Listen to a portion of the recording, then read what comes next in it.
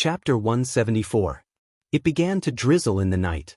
The wind suddenly picked up, and the drizzle carried a trace of coldness as it fell into the vast wilderness. Many of the torches near the tents were extinguished by the wind. The Yuto soldiers cursed. When they were stationed outside, it was better to have a sunny day than to have a rainy day. For a moment, their gazes towards the city were filled with greed and savagery. The Rundu could live in houses that could shelter them from the wind and rain.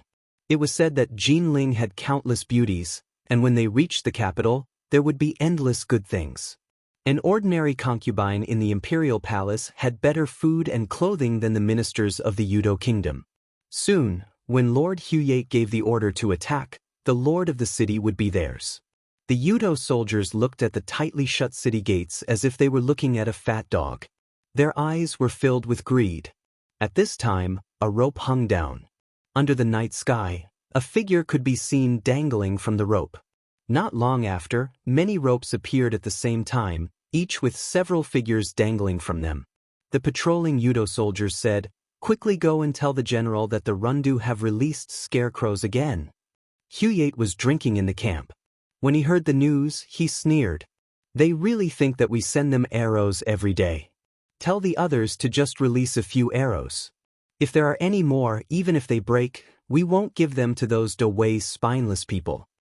The subordinate accepted the order and left. The rope swayed slightly. He Yen was one of the first to descend the tower. Her movements were extremely fast, and in the blink of an eye, her feet touched the ground. Before she could steady herself, she heard the whooshing sounds of arrows above her head. Her heart tightened. The Yuto had released arrows. This was actually within her expectations. Before this, she had already ordered people to release scarecrows twice. However, she couldn't prevent the vigilant Yuto from occasionally releasing a few arrows to test the waters.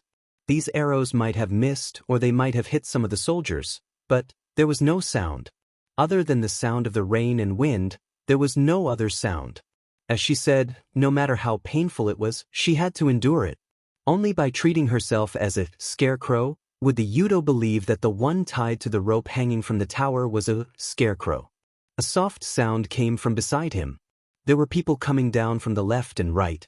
500 elite soldiers followed closely behind and landed on this piece of land. Time was running out. Fortunately, the Yudo only fired a few arrows at the beginning, and then there was no more movement. Probably because they did not hear anything, they were sure that today was the same as before, Li Kuang's trick of borrowing the arrow, so they did not want to be fooled again. After waiting for a quarter of an hour, all the people had arrived. Among the 500 people, there were a total of 3 who were injured by the Yudo's arrows. Fortunately, none of them were seriously injured. He Yen ordered the 3 of them to grab the rope and return to the city. The rest of the people followed her to sneak into the Yudo's tent. The night rain was the best cover. The curtain of rain covered everything, and everything in the world was shrouded in darkness.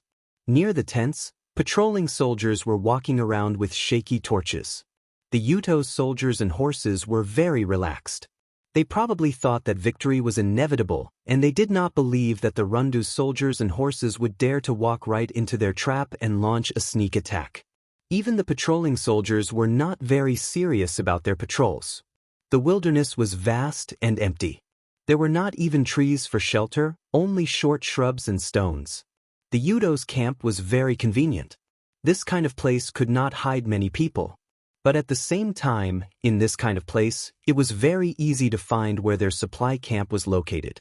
He Yen gestured to the people behind her. All the elite soldiers followed her instructions and sneaked into the nearby tents. They had to find the place where the supplies were stored first. He Yen waved her hand. Jiang Jiao, Wang Ba, and the others followed her. The Liangzhou guards were familiar with each other and knew how to cooperate. It was best for them to find the place where the supplies were stored and burn them. A Yudo soldier sat in front of the tent and drank. The Yudo was crude and liked to drink strong alcohol. He disliked the Rundu's wine for being too sweet and tasteless, but he was reluctant to let go of it.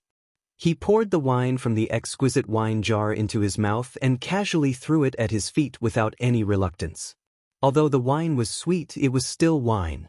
Not long after, he felt a little tipsy. He stood up shakily and walked to the shrubs on the edge of the wilderness. He undid his pants and was about to pee. Halfway through, he suddenly felt someone patting his shoulder. He thought it was the other soldiers who followed him. He turned around impatiently and saw the face of an evil spirit behind him, smiling eerily at him. When people were especially scared, they could not even make a sound.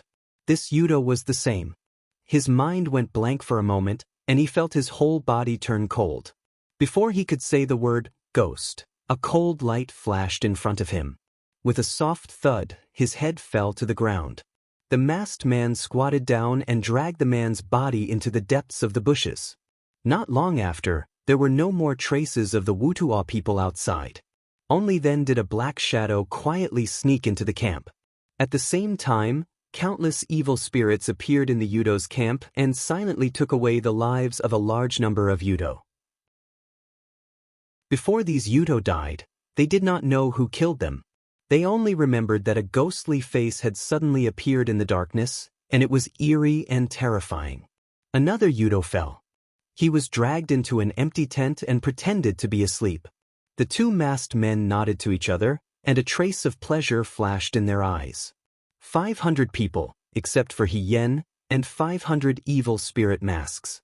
The black-clothed youth with a biting cold expression said to them, "The Yudo believe in ghosts and gods and reincarnation.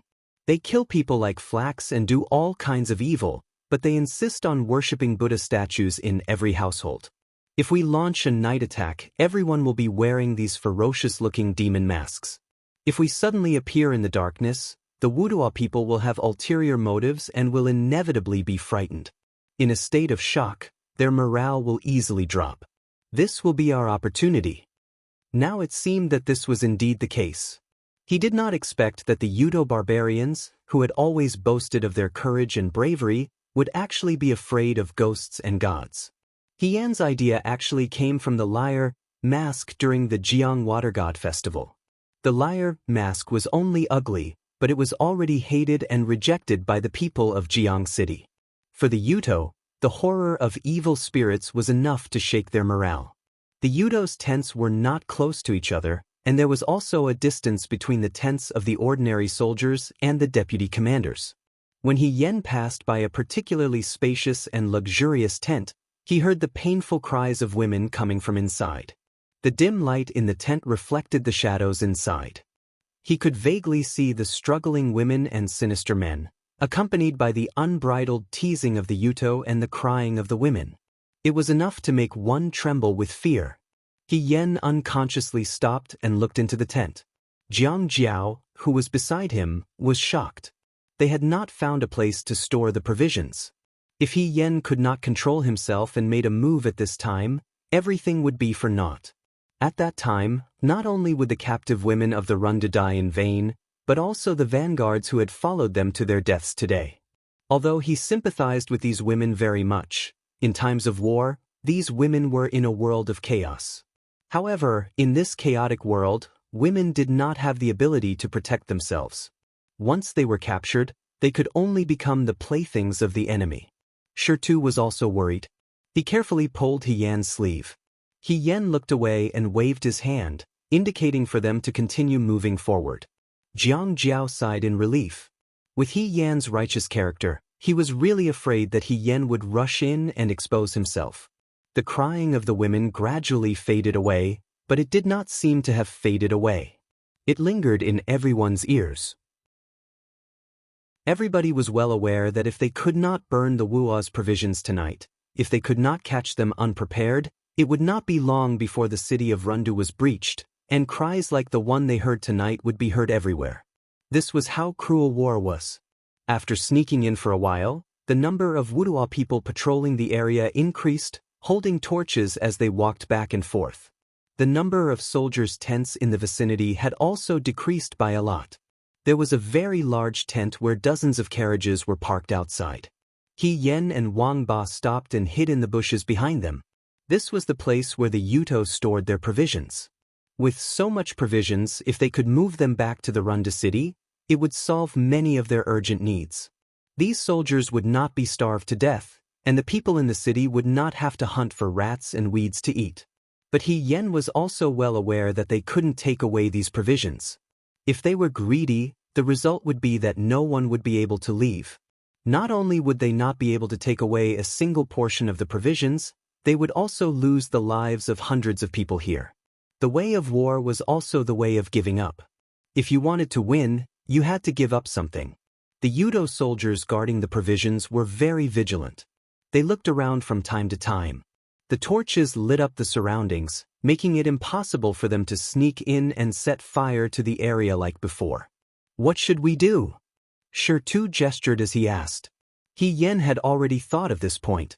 She pointed in front of her, then pointed at herself, and pointed at the place where the provisions were stored. This was the second method they had discussed before they set off. However, this method was too dangerous for He Yen. Shirtu was still a little hesitant. He Yen smiled and asked him to extend his hand. She stretched out her index finger and wrote on his palm. Everyone looked carefully and saw that she was not writing. Instead, she had drawn an imaginary hill and inserted a flag. This was to remind them of the battle for the flag. Back then, when the Liang province guards fought for the flag on Mount Baiyue, it was also the 5 of them. At that time, they had just started their daily training and had not even seen the Yudo before. They also did not know what the real battlefield was. On such a mountain, they took all 20 flags. If they wanted to rob, they had to act like they were robbing. It was just that their current targets had changed from their comrades in the Liang province guard to the hateful and vicious Wutua people. What they were fighting over was not 20 insignificant flags, but the provisions that the Wutua people viewed as a treasure. What they sought was not the glory of a tiny guard post, not the number 1 position that would make them vain and proud, but the survival of the tens of thousands of people in Run Capital. As long as the 5 of them worked together, they could do it back then and they could do it now. A smile spread from the eyes behind the mask. He Yen gave them a light high five and took the lead to disappear into the night. The wind was stronger than before. The slanting drizzle hit their bodies, creating a chill. Did you hear something just now? A patrolling Yudo soldier asked his comrade beside him. The sound of the wind, his comrade replied indifferently. What, after staying outside the Runda city for so long, even you have become as timid as the Dawei people? The Yudo soldier did not answer. He only looked into the distance in confusion. Just now, he seemed to have heard a faint cry. He looked around again and asked, "Aren't there fewer patrolling soldiers with torches?" The Yudo soldiers were all sleeping in their tents, while the patrolling soldiers stood guard outside. Even though the night rain had extinguished some of the torches, it was not enough to extinguish the people as well. He walked over and happened to walk in front of one of the tents. The wind rustled the wild grass outside the tent, bringing with it a strange smell. He was not unfamiliar with this smell. In fact, he was extremely familiar with it. Every day in the captive camp, in the village outside the Runda city, they had sensed this smell countless times. This was the smell of blood. The Yuto soldier was stunned. He stood in front of the tent, holding a torch.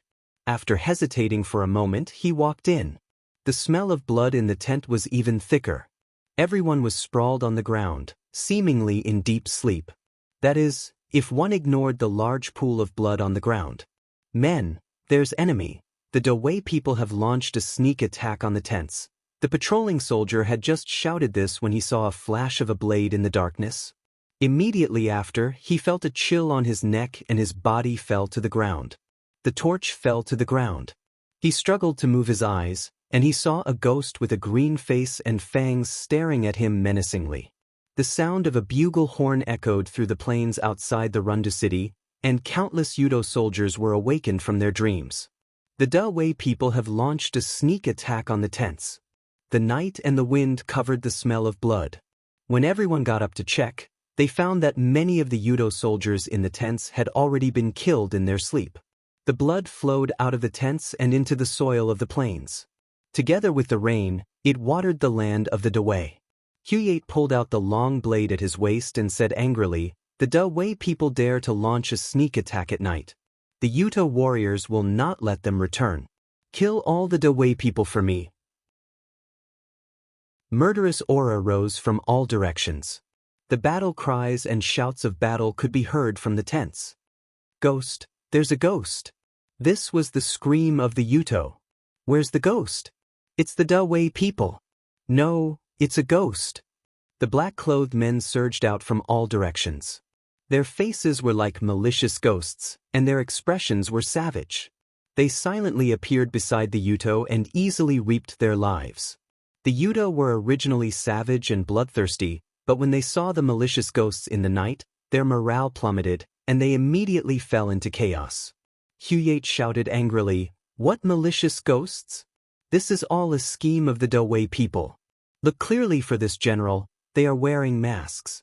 If anyone does not fight with all their strength and is afraid of the enemy, I will punish them according to military law and execute them all." Huyate's words were so powerful that the other Yudo soldiers did not dare to retreat. However, the fear in their hearts would not disappear just because of a few words. The masks made by the Rundu craftsmen were extremely terrifying and sinister. They did not speak, and anyone who saw them would feel some fear. The Yuto soldiers were at a loss. On the other side, outside Hiyan's tent, everyone could already hear the sounds of chaos coming from outside. However, the Utopian soldiers guarding the provisions only had strange expressions. They did not move, instead becoming even more vigilant as they scanned their surroundings. At this moment, a figure suddenly appeared. His movements were extremely fast, like a blur, and he wanted to approach the provisions. The Yuto soldiers immediately shouted, "Someone's coming!" The sound of swords clashing rang out. Only then did the Yuto soldiers clearly see that the newcomer was a black-clothed man wearing a mask, but only one person? A single person dares to burn the provisions. The Yuto soldiers laughed. Lord Huyate is right. These Da-Wei people are not only cowardly, but also very stupid. Yuto is not only barbaric, but also very talkative, the masked man in black mocked. Archers, get ready. Turn him into a hedgehog. Countless arrows rained down from behind. The granary had the most Yuto guarding it, and no matter what happened outside, these people would not leave. This was because, from a certain perspective, the provisions were the key to victory for the Yuto without losing a single soldier. Attacking a city was naturally more difficult than defending it. If they fought head-on, although they could win, there would still be casualties. It was better to slowly wear down the Rundu. When the majority of the people in the city had starved to death and the Rundu soldiers no longer had the strength to fight, breaking through the city would be as easy as cutting through tofu. Thus, Huyate also knew that the provisions could not be allowed for the slightest mistake. The rain of arrows was dense, but the black-clothed man used his sword to block them. His swordsmanship was exceptionally good, and under the night rain and the light of the torches, he was so fast that it was difficult to see clearly. All that could be seen was a black shadow fighting. In a flash, the corpses of Yudo were all around him. Huang Xiong and the others who were hiding in the bushes were stunned. When He Yen was in the Liang province guards, they already knew that he was proficient in sabers, horses, bows, and arrows. Even the whip and spear were not a problem, but they had never seen him use a sword. Jiang Jiao had once asked about it, but He Yen only said, "My swordsmanship is not good, and it is not easy to use, so I will not embarrass myself. When using a weapon, of course I will use the one I am most proficient in." Tonight, He Yen took away Li Kuang's sword. They all thought that He Yen had no choice but to disguise himself as General Fei Hong. But now, they saw that his swordsmanship was exquisite, and they were afraid that he was not inferior to the real General Fei Hong. In the past, he was too humble and was unwilling to show his true skills. No wonder he dared to attack the enemy camp alone and set fire to the provisions. The rain of arrows around her could not do anything. "General, someone is making a move near the granary." Huyate's trusted aide shouted. Huyate stabbed his saber into the chest of a masked man in front of him. He suddenly pulled it out, and the saber was pulled back with a trail of blood. That man collapsed, and the mask on his face fell to the ground. Huyate stepped on it, and viciously crushed the mask to the ground. He turned around and walked towards the granary, sneering, "Overestimating yourself." When he reached the tent near the granary, he saw that there were Yuto soldiers everywhere, and in the center was a black-clothed man holding a sword. His sword was like a rainbow, and although he was alone, he had the aura of 100,000 soldiers. The rain of black arrows around him could not even touch the corner of his clothes. And wherever his sword pointed, the Yudo fell one after another. Huyate immediately stopped in his tracks. Several Yudo rushed forward, but the black-clothed man's sword easily brushed past them like a snake. With a turn and a turn, several people fell in front of him. Blood splattered on his silver mask, and then washed away by the drizzle of the night, the endless sharpness and scalding heat, his killing intent awe-inspiring. Huyate's mind went blank. "Who are you?" The masked man looked over. His eyes were very beautiful and bright, causing one to feel a chill. But his voice was calm, and could even be called gentle. "Jade people walk on the snow, flying gracefully through the clouds." The black-clothed man tilted his head and looked at him. "I thought that my name was known by everyone in the world." Chapter 175. Jade people glide through the snow, flying gracefully through the clouds. The black-clothed man tilted his head and looked at him. "And here I thought that everyone in the world knew my name. General Feihong? Hirufe?" Huyate was shocked and blurted out, "Impossible." "Why is it impossible?" The eyes under the mask stared at him, the corners of his mouth curled up in a mocking smile. "Why is it impossible?" Huyate was the bravest general of the Utopia, but at this moment he subconsciously retreated as he yelled, "Charge! Kill this person, and the king will reward you handsomely." Countless arrows and silhouettes rushed up, but the masked man easily dodged every blade and arrow that rushed towards him. He was like a swan flying through the snow, spreading his wings to create a world of his own. There was nothing that could trap him. His sword was even more invincible. It danced and circled around in the night sky, as if it could even cut through the drizzle. Huyate could not help but believe one thing. This was indeed General Feihong, Hirufe. In the world, other than Hirufe, no one else had such exquisite swordsmanship. Huyate had never fought Hirufe before, but he had heard from the defeated Western Chang soldiers that Hirufe's azure gem sword could cut through all obstacles. But why would Hirufe appear here? He clearly could not be like this. Could this be another scheme of the Dawei? Hirufe had tricked them? These cunning and despicable Dawei people. "I want to kill him," Huyate said hatefully.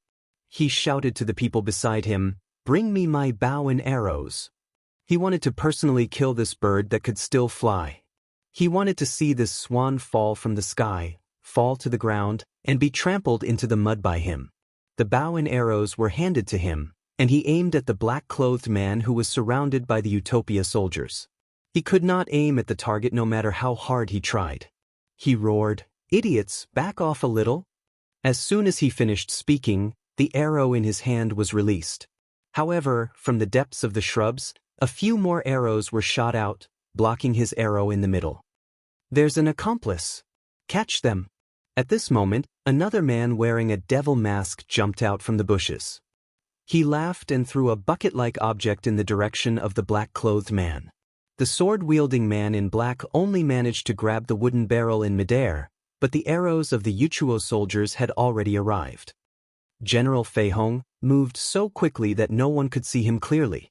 He only used the wooden barrel to block his eyes like an iron shield. When the arrow hit the wooden barrel that he used as a shield, something like water flowed out. Huyate immediately cried out in his heart when he saw this and said, "Stop! Everyone stop!" But even if the archer stopped immediately, the arrow that was shot out could not be returned. In the blink of an eye, the wooden barrel in General Feihong's hands had already been shot into a sieve. The water spurted out from within and sprayed over the entire supply camp. Immediately after, they heard her whistle. The sound was clear and melodious. From the bushes, from all directions in the darkness, dozens and hundreds of arrows suddenly shot out. The arrows carried fire and fell on the ointment sprinkled on the pile of fodder. With a boom, the fire soared to the sky. Unfamiliar the first time, familiar the second time. He had done something like setting fire not long ago in Jiang, so Hien was already very familiar with it. Huyate was so angry that he almost spat out a mouthful of blood. He only ordered the soldiers to put out the fire and kill the people. However, this was not Jiang, and rivers were not everywhere. The place where the camp was set up was not far from the river, but it was definitely not close either. He Yen was slightly relieved.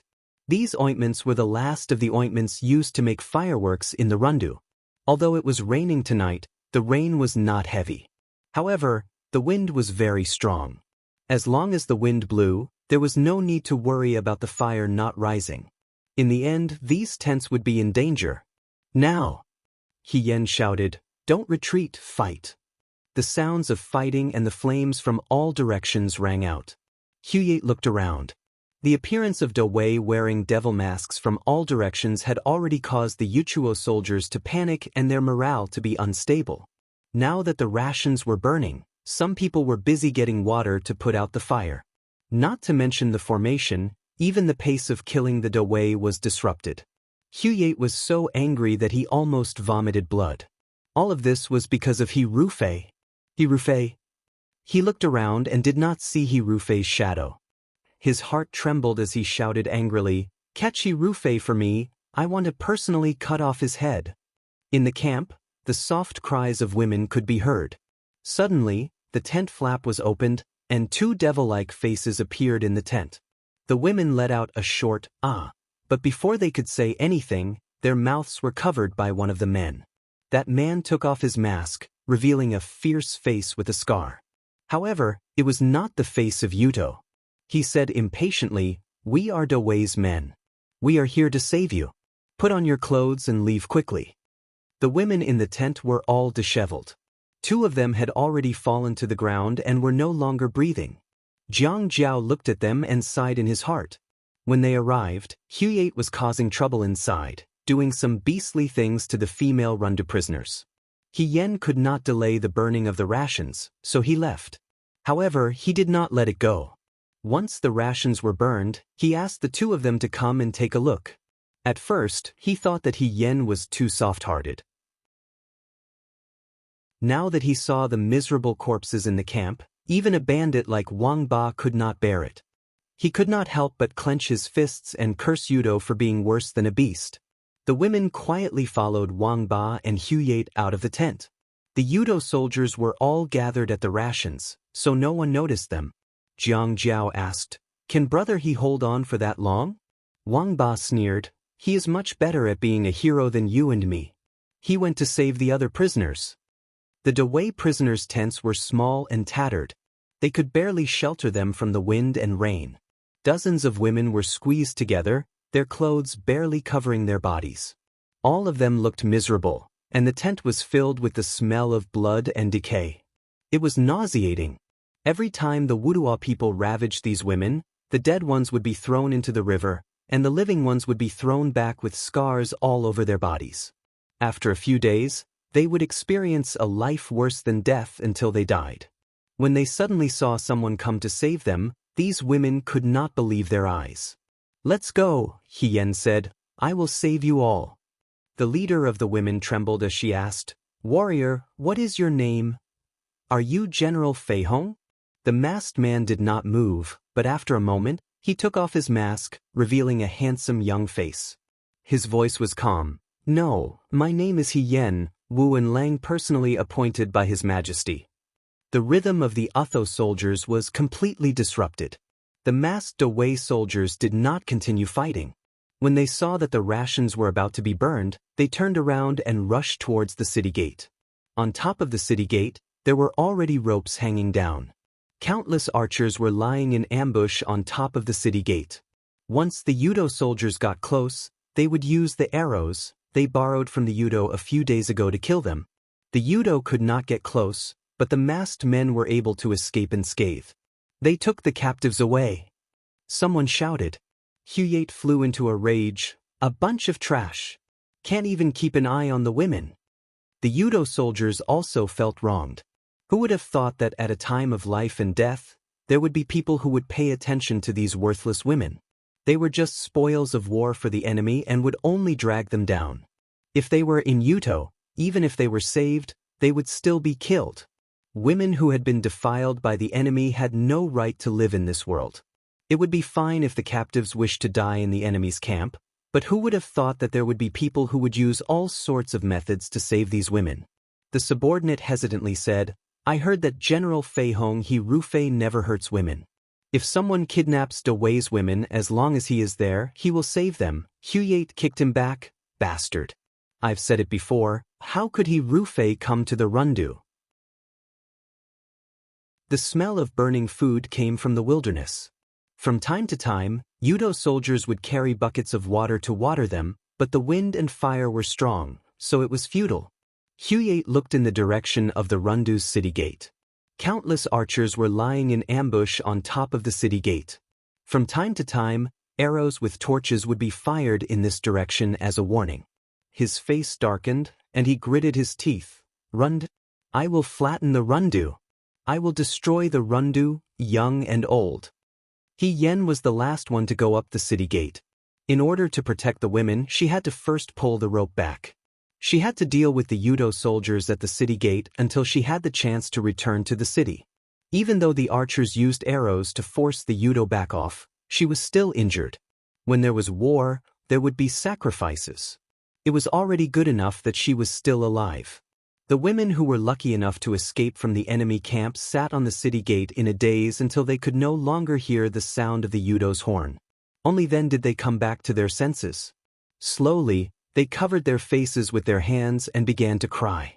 The Rundu soldiers behind the city gate had already taken off their masks. After a night of surprise attack, everything was tense. Only now did they seem to understand what really happened. Some of them were crying, while others were laughing and shouting, we burned their provisions. Those Yudo were beaten into idiots by us. Haha, we won against the Yudo. To say that they won was naturally an exaggeration. However, this night attack was indeed a victory, and it was a complete victory. The number of Yudo casualties was unknown. He Yen had brought 500 elite soldiers, but 46 were sacrificed, and 273 were injured. For the Rundu soldiers who had been guarding the city for more than a month, this was already the best situation. Li Kuang looked at the elite soldiers who were lying on the ground in disbelief and muttered, they actually did it. When He Yen brought these people, Li Kuang actually did not approve of it. He was almost prepared for He Yen and these hundreds of people to die. They were just sending themselves to death. As for burning the Yudo's food, Li Kuang also thought that it was very unlikely. However, these things that were impossible in his eyes had now become reality. They even brought back the captives that the Yudo captured outside the city. Li Kuang's heart suddenly lit up with new hope. All along, he did not think that the Rundu soldiers could compete with the Yudo. He thought that they could only defend the city gate and wait for reinforcements. But now, He Yen made him see another possibility. What if the Yudo could not hold on?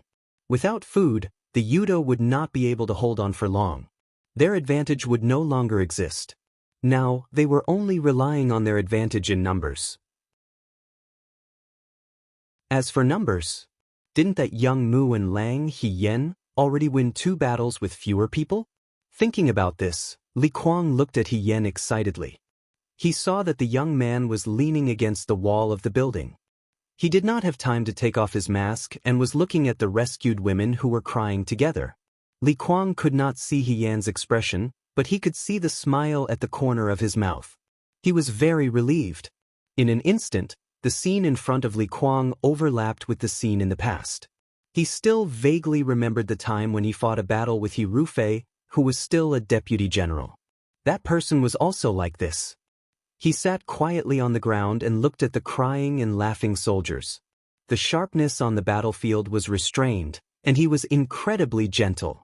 He really looked like He Rufei. Li Kuang thought silently. To be more precise, he looked like He Rufei in the past. He Rufei in the past. How are you? Li Kuang walked over. He Yen raised his head and looked at him. The corner of his mouth twitched. I'm okay. Just a little tired. He and the elite soldiers did not rest for the whole night. Li Kuang said, rest for a while. He Yen nodded and stood up. He thought of something and said to Li Kuang, Lord Li, please ask people to find out if these rescued women still have family in the city. If they do, please ask them to bring them home. If they don't have family, please help them settle down. Li Kuang frowned slightly and did not say anything. He Yan seemed to know what he was thinking. He said lightly, no matter what Lord Li thinks, they are still Dawei's citizens and Rundu's citizens. Since you are the commander of the city, you can't sit back and do nothing. The responsibility of the people on the battlefield is to protect the citizens of every inch of the country. It doesn't matter if they are rich or poor, or what they have encountered. She stared at Li Kuang, as if insisting that Li Kuang give her an answer. Li Kuang paused and said, I understand. He Yan nodded to him, thank you. She went down the gate tower without saying anything. He Yan lived in the residence arranged by Zhao Shiming. She was now Mu and Lang, so she could use Mu and Lang's privilege to live in a room alone. She asked the servants in the residence for a basin of hot water and went into the house. The servants quickly brought the hot water in. He Yan locked the door, took off her mask and pulled down her clothes. Her back, shoulders and arms were all injured. Some were grazed by swords and some were from arrows. Last night, she was at the front line and burned the Yudo's provisions.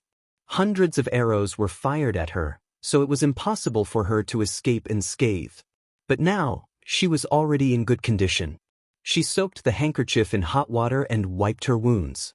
The wounds on her back and shoulders were the deepest, but the wounds on her waist were not as bad. Thanks to Lin Shuanghe's scar removal and muscle revitalization ointment. This time, she brought the remaining scar removal and muscle revitalization ointment with her to the Rundu. The wounds on her shoulders and waist were almost used up, and there was no more ointment left in the box. After changing into clean clothes, she looked at herself in the mirror. The youth in the mirror had a pale face. The biggest advantage of the mask and black clothes was that the soldiers couldn't see the blood stains and wounds. They also couldn't see her face clearly.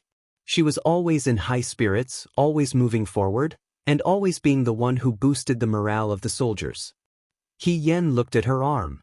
Her sleeve was half rolled up, and there was a knife wound on her arm. However, she had already used up all the medicinal powder she brought with her. Just as she was about to wrap the wound with a white cloth, someone knocked on the door. It was a woman's voice. Shao He official. He Yan said, please come in. The person who came in was a young and beautiful girl. She had a smile on her face, and there was a small dimple on her left cheek, which made her charming and lively. She walked over and handed He Yan a round bottle. She smiled and said, I saw Shao He official asking for hot water when you came in. I reckon that Shao He official is injured. This is the leftover wound ointment that master usually uses. This concubine brought it over. Her gaze landed on the scar on He Yan's arm. Ah! She exclaimed, Shao He Darren, are you really injured? He Yan smiled. It's just a small injury. It's nothing. That won't do. The girl came forward as if they were close friends. She wanted to get closer, but she seemed to be aware of her special status and didn't dare to get too close. She stood to the side and comforted. If you don't treat a small injury, it will drag on and become a big injury. My master is like this. Sometimes when he gets injured on the battlefield, he can't be bothered to treat it. When it becomes an old injury, it will be difficult for him to recover. He Yan looked at her young and beautiful face, and her heart was filled with emotions. She knew this girl. This girl was Li Kuang's favorite concubine. Her name was Yi Luo. When she and Li Kuang fought against the Western Chang people, Yi Luo was very familiar with her. It was because this girl was exceptionally clever and knew how to please Li Kuang. At that time, He Yan thought that if she was a man, she would also dote on this kind of girl wholeheartedly. At that time, Yi Luo was only 16 years old. She was very young and her face was round. 3 or 4 years later, she grew up a little. Her childishness dissipated and her round face became an oval face. Only the dimple on her left cheek and this sweet smile remained unchanged. Shao He official, why are you looking at me? Yi Luo touched her face. Her eyes turned and she said crisply, I'm beautiful. My family's master dotes on me the most. He Yan couldn't help but laugh. Yi Luo loved to boast about this in the past, and she still loved to boast about this now. This sentence made her feel as if she had returned to the past. What are you laughing at? Yi Luo asked, Am I ugly? No. He Yen waved his hand. I just remembered some things from the past. At that time, Iluo was too cute and clever. He Yen couldn't help but think of her as his own little sister. He Xining was her biological little sister, but because of the complicated relationship between the He family, He Xining wasn't close to her. At that time, Iluo was beautiful and clever. He felt that Iluo wasn't worth it. If this kind of girl was to get married, she should find a young man who was similar in appearance to her. As for Li Kuang, it wasn't that He Yen didn't like this colleague of his. It was just that Li Kuang was old enough to be Iluo's father. He was serious and straightforward, and he wasn't considerate. He didn't know what Iluo saw in him. At that time, Iluo held her cheeks and giggled. She said to He Yen, "Everyone in my family is a servant. Deputy General, he is a talented and handsome young man. How could he marry a servant as his wife? If I marry another servant, I'll give birth to a child who will still be a servant in the future. As a servant, I'll have to depend on the master. If I accidentally annoy the master, I'll lose my life. What's so good about that? It's better to follow master. I'll eat my fill and wear warm clothes. I only need to please master, and I won't be afraid of others bullying me. What you said is false. I'll just treat this as a job. Being master's concubine is easier than doing the jobs you mentioned. Moreover, master is a straightforward person and doesn't like to beat around the bush. I won't have to scheme against him. It's very good. Deputy General, you and master are both people who protect the people of Dawei. You're both heroes. If I become master's concubine, I'll be a hero's woman. I don't think there's anything bad about this. I'm living a much better life than before. I don't have many wishes in this life. I just hope that 10 years from now, I'll still be master's favorite concubine. I hope that 10 years from now, I won't grow old and no other vixens will steal master's favor and pity from me. If that's the case, I'll be very grateful to Guanyin Yangyang. He Yen felt at that time that this girl was quite insightful. Everyone had their own thoughts. Iluo was happy as long as she was happy. Looking at it now, 10 years was unknown. However, 3 years had passed. It seemed like she was still Li Kuang's favorite concubine. He even brought her with him to the rundu. She lowered her head and smiled. She sprinkled the medicinal powder that Iluo brought onto the wound on her arm. Iluo looked curiously and couldn't help but ask, "Shao He official, you don't look old. Why you like my master? You didn't make a sound when you applied the medicine? Don't tell me that you warriors who fight don't know pain? It's not that it doesn't hurt." He Yen said, "I think that when your master applied the medicine, it should be very painful. It's just that he didn't want to cry out in front of you." Iluo laughed. "Shao He official, your words are really interesting." He Yen finished applying the medicinal powder and returned the bottle to Iluo, saying, "Miss Iluo, thank you for the medicine." Iluo took the bottle and didn't leave immediately. She looked at He Yen and said, "Shao He official, it's just some medicine. You don't have to thank me. I should be the one thanking you." "What are you thanking me for?" "Thank you for coming up with a brilliant plan last night to burn the Yudo's provisions and help us vent our anger. Also, thank you for saving those women." She lowered her head and smiled helplessly. "I know those women who were kidnapped by the Yuto. If it wasn't for you last night, they wouldn't have been able to return to the rundu alive. No one would care about their lives. Even if my master personally led the troops, he wouldn't care about their lives. However, you are different." She looked at He Yen with sparkling eyes. "You brought them back and didn't leave out any of them. I originally thought that how could there be such a young official who was appointed by His Majesty? You must have taken advantage of me on the battlefield. Now I don't think so. You are different from them. You are a good person, a true hero."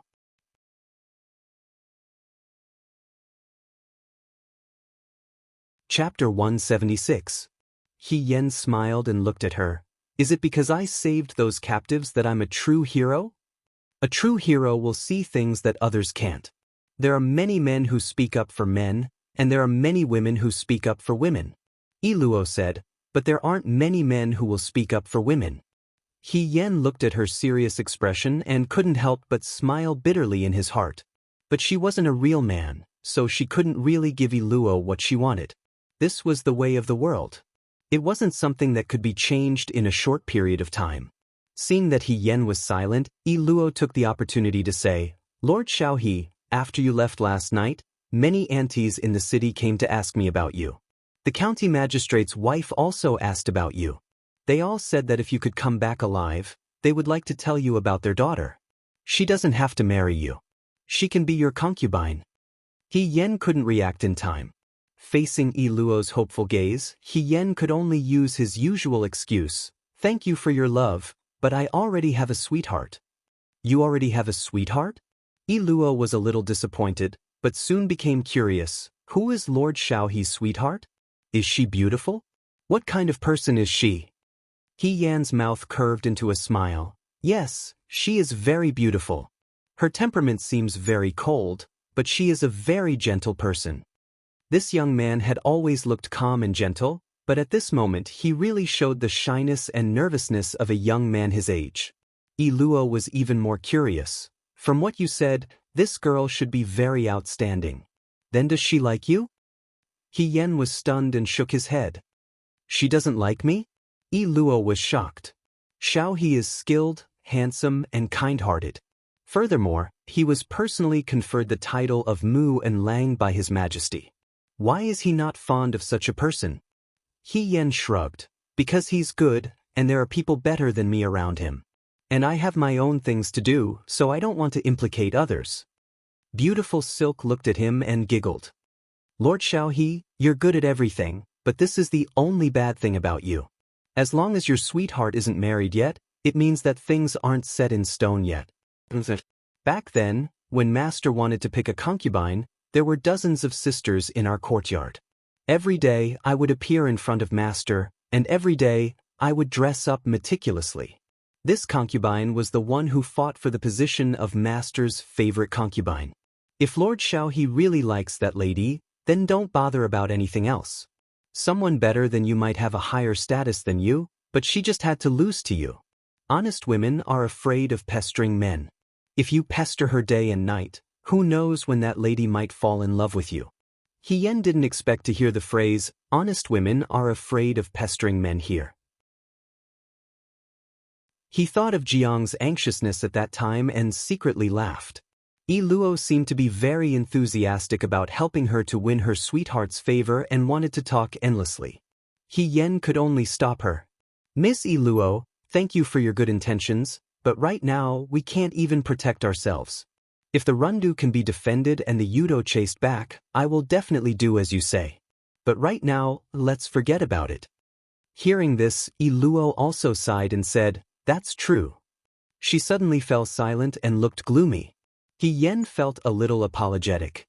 This lady was still in high spirits when she came, but after hearing his words, she became so sad.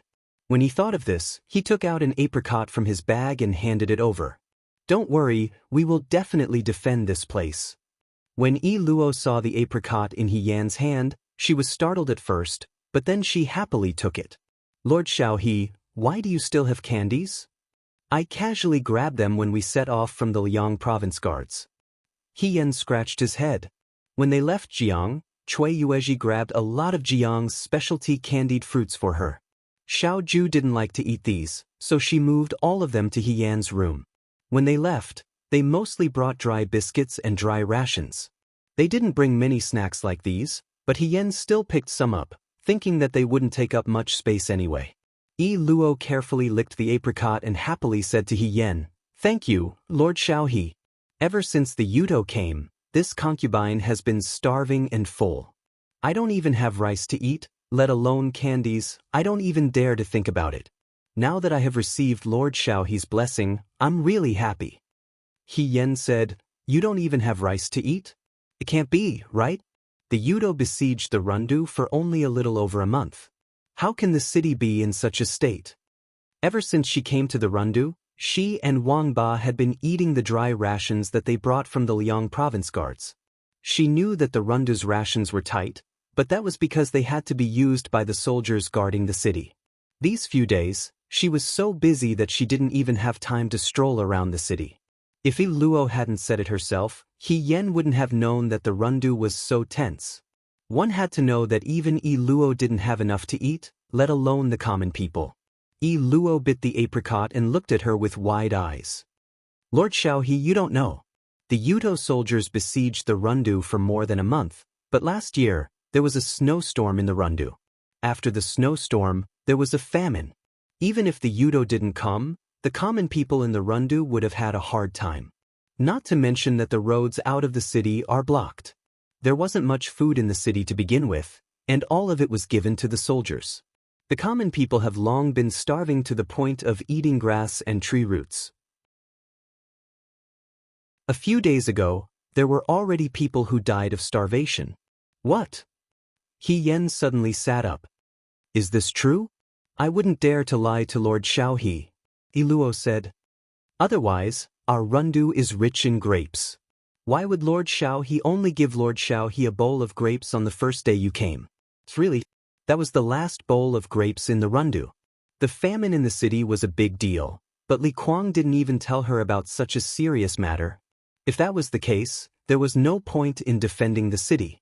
Li Kuang was waiting for He Rufei, who wouldn't come. On the other hand, the common people of the Rundu were waiting for endless despair and hunger. They were waiting for death. He Yen lowered his eyebrows and put on his shoes without saying a word. Luo asked, Lord Xiaohe, what do you want to do? I want to see Li Kuang. Li Kuang was checking yesterday's battle report in his room when he suddenly saw He Yen striding in from outside. He was a little surprised and asked, Didn't you go back to your room to rest? Why did you come out again? He Yen sat down on a chair at the side. She was indeed very tired and would feel better if she sat down. She looked at Li Kuang and said, I'm here to ask, what are Lord Li's plans after we burned the Yudo's provisions last night? Li Kuang looked at He Yen and cupped his hands. He said sincerely, yesterday's victory was all thanks to Lord Xiaohe. Now that the Yudo has run out of provisions, I plan to continue waiting for reinforcements. The Yudo will definitely be more anxious than us. If they attack the city by force, we can set a trap. What do you think, Lord Xiaohe? He Yen said, I don't think it's appropriate. Li Kuang frowned. But He Yen stared into his eyes. Lord Li intends to enter a stalemate with the Yudo. This is not wrong, but how long can the people in the city last? I'm afraid that they will starve to death before reinforcements arrive. There is not much food left in the city due to this year's snow disaster. Why did Lord Li hide this from me? Li Kuang heard this and did not answer He Yen. Instead, he asked, Who told you this? There are so many people in the Rundu. Does Lord Li think he can hide it? He Yan's eyes were sharp. Even if he can hide it from one person, how can he not know when more and more people starve to death? Last night, when she led the 500 elite soldiers of the Rundu out of the city, she felt that the soldiers of the Rundu were thin and weak. But at that time, she only thought that it was the result of defending the city for days. She only understood when Luo told her the reason. If the army was already like this, it was a big taboo in war. Defending the city until the people in the city starved to death was not something that had never been written in history books. That was hell on earth. She did not even dare to think about it. Li Kuang was silent for a while. Then he asked He Yen, What do you mean? We can't continue to defend the city.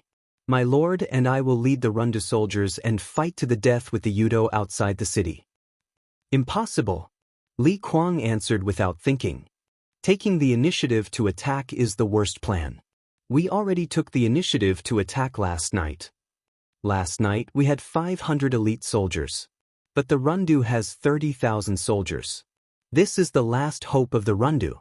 If we do as you said and fight to the death with the Yudo, the city will fall and all the people in the city will fall into the hands of the Yudo. Brother He and the Yudo have fought twice. It's impossible that you don't know how cruel and vicious the Yudo are. These people will suffer a fate worse than death if they fall into their hands. I'm the commander of the Rundu. Even if all the people in the Rundu starve to death, it's still better than dying under the torture of the Yudo. Who said that we will definitely lose? He Yen frowned. The war hasn't started yet. Anything can happen. We can also be the victorious side. 30,000 against 100,000, how can we win? He Yen said, in the Battle of Jiang, didn't we also win with fewer people? Li Kuang turned around and said coldly, I'm not the commander-in-chief of the right army. You're also not General Fei Hong. We can't win this kind of battle with fewer people. But I can win. Li Kuang turned around and looked at her as if he was looking at a child who didn't know how high the sky was. He shook his head and said, Brother He, I admit that you're somewhat powerful. You also have a way to deal with the Yudo. But war is very cruel. It's a matter of the lives of the people in the city. I can't use the lives of the people in the city to earn your military merits. It's fine if we die. After all, we only have one life. But the city gate cannot be broken. I won't take the initiative to fight the Yudo. If they want to attack the city, we will defend. If they are in a stalemate, we will wait for reinforcements to arrive. Li Kuang was like this in the past. He was very conservative when he fought. He Yan also knew this very well. But at that time, she was only a deputy general who led tens of thousands of Fuyue army. Now, this is the Rundu. Even if Sir He is Mu and Lang, without my permission, you can't order the Rundu's troops. So, don't waste your energy. Li Kuang said coldly. He Yan took a deep breath. This Shirtu's temper was bad and stubborn. Even after so many years, it still hasn't changed. She asked, If we do as Lord Li said and don't attack but retreat to defend, but there is no food in the city, sooner or later everyone will starve to death. You and I both know the situation of the Rundu's troops. If this continues, even if the people don't starve to death, the troops will starve to death. For the Yuto, if so many Rundu's troops die without sacrificing a single soldier, won't it be too easy for them? The troops won't starve to death. Li Kuang's face darkened. I have my own way. He Yan asked, What's your way? Li Kuang looked at her and said, You don't need to know. After that, he ignored He Yan and walked into the inner room. He Yan looked at his back and felt uneasy. Food was not a problem that could be easily solved, but Li Kuang seemed to have a plan. Could it be that there was a secret granary in the Rundu city? But if there was such a granary, how could the Rundu's troops and the Rundu's people suffer from hunger? He Yan shook her head and planned to discuss with Jiang Jiao and his men. As soon as she walked out of the door, she bumped into someone. It was the Rundu's county magistrate, Zhao Shiming. Zhao Shiming awkwardly wiped the sweat off his forehead. He looked into the room and said, I wanted to go in. But when I reached the door, I heard you and Lord Li quarreling, so I couldn't go in. He looked at He Yan's face and comforted her. Xiao He, Lord Xiao He, please don't take Lord Li's words to heart. He has such a temper. He is as stubborn as a Shirtu. He has a good heart, but he doesn't dare to gamble with the lives of the Rundu's people. Lord Xiao He, you came from Liangzhou, so you might not know. We people in the Rundu really don't dare to take this risk. I'm not angry. He Yan sighed and said, I just think it's inappropriate. She looked at Zhao Shiming again. Zhao Shiming was the one who hired craftsmen to make the scarecrows and masks. Zhao Shiming, the county magistrate, seemed to be very popular in the Rundu. Now that Li Kuang was dissatisfied with her, He Yan couldn't ask Li Kuang for help. Jiang Jiao and his men had always been by her side, so they couldn't be separated. This Zhao Shiming should have people around him who could be useful, although there weren't many. She thought for a moment and bowed deeply to Zhao Shiming. I have something I need your help with. Zhao Shiming was startled and said, Lord Xiao He, please speak your mind. Lord Zhao, do you have people around you who can be used? For example, bodyguards. I want to borrow 2 of them and do something for me. After a pause, she continued, however, this matter needs to be hidden from Lord Li. He can't know about it. Zhao Shiming looked at the young man in front of him.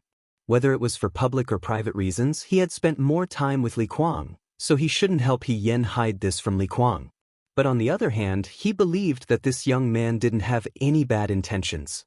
In fact, he was one of the purest people in the world. Otherwise, he wouldn't have had to take the risk last night to rescue those women from the enemy's camp. Zhao Shiming didn't have to think for long before he said, No problem. The sky in the Rundu was gloomy, as if the sun hadn't shone for a long time. The entire city was filled with a rotten and old aura. 2 naked boys pushed a corpse out of a house. This corpse was their grandfather, who was placed on a straw mat. His entire body was so thin that every bone in his body could be seen clearly. He had been starved to death. This kind of thing wasn't rare in the Rundu recently. Ing Xiang walked past them and looked at them with a trace of pity in her eyes. They didn't have much food left. Fourth young master, if we stay in the Rundu forever, we will also become like this. She reminded him softly. Chu Zhao didn't say anything and just quietly walked forward. Prime Minister Su's people had already left the Rundu long ago. Staying here was the same as waiting for death. No one would take the initiative to enter this city that was bound to fall. Prime Minister Su's people couldn't be found here. Even if he was the fourth young master of the Chu family, when the day came, there wouldn't be any difference. Death was an extremely fair thing. It wouldn't be merciful for a moment just because of one's status. Ing Xiang still wanted to say something. Let's wait a little longer. Chu Zhao interrupted her. What were they waiting for? Ing Xiang was silent for a moment before she asked, Fourth young master, if you are really worried about Miss He, why don't you take her with you? She didn't even inform Xiao Huijin. She traveled thousands of miles to the Rundu alone just to save the people in the Rundu. Why do you think that she would abandon the people in the city and go with me? Chu Zhao smiled. He Yan was a person. If everything was settled, she would probably leave quietly. The more dangerous the situation was, the more impossible it was for her to leave alone.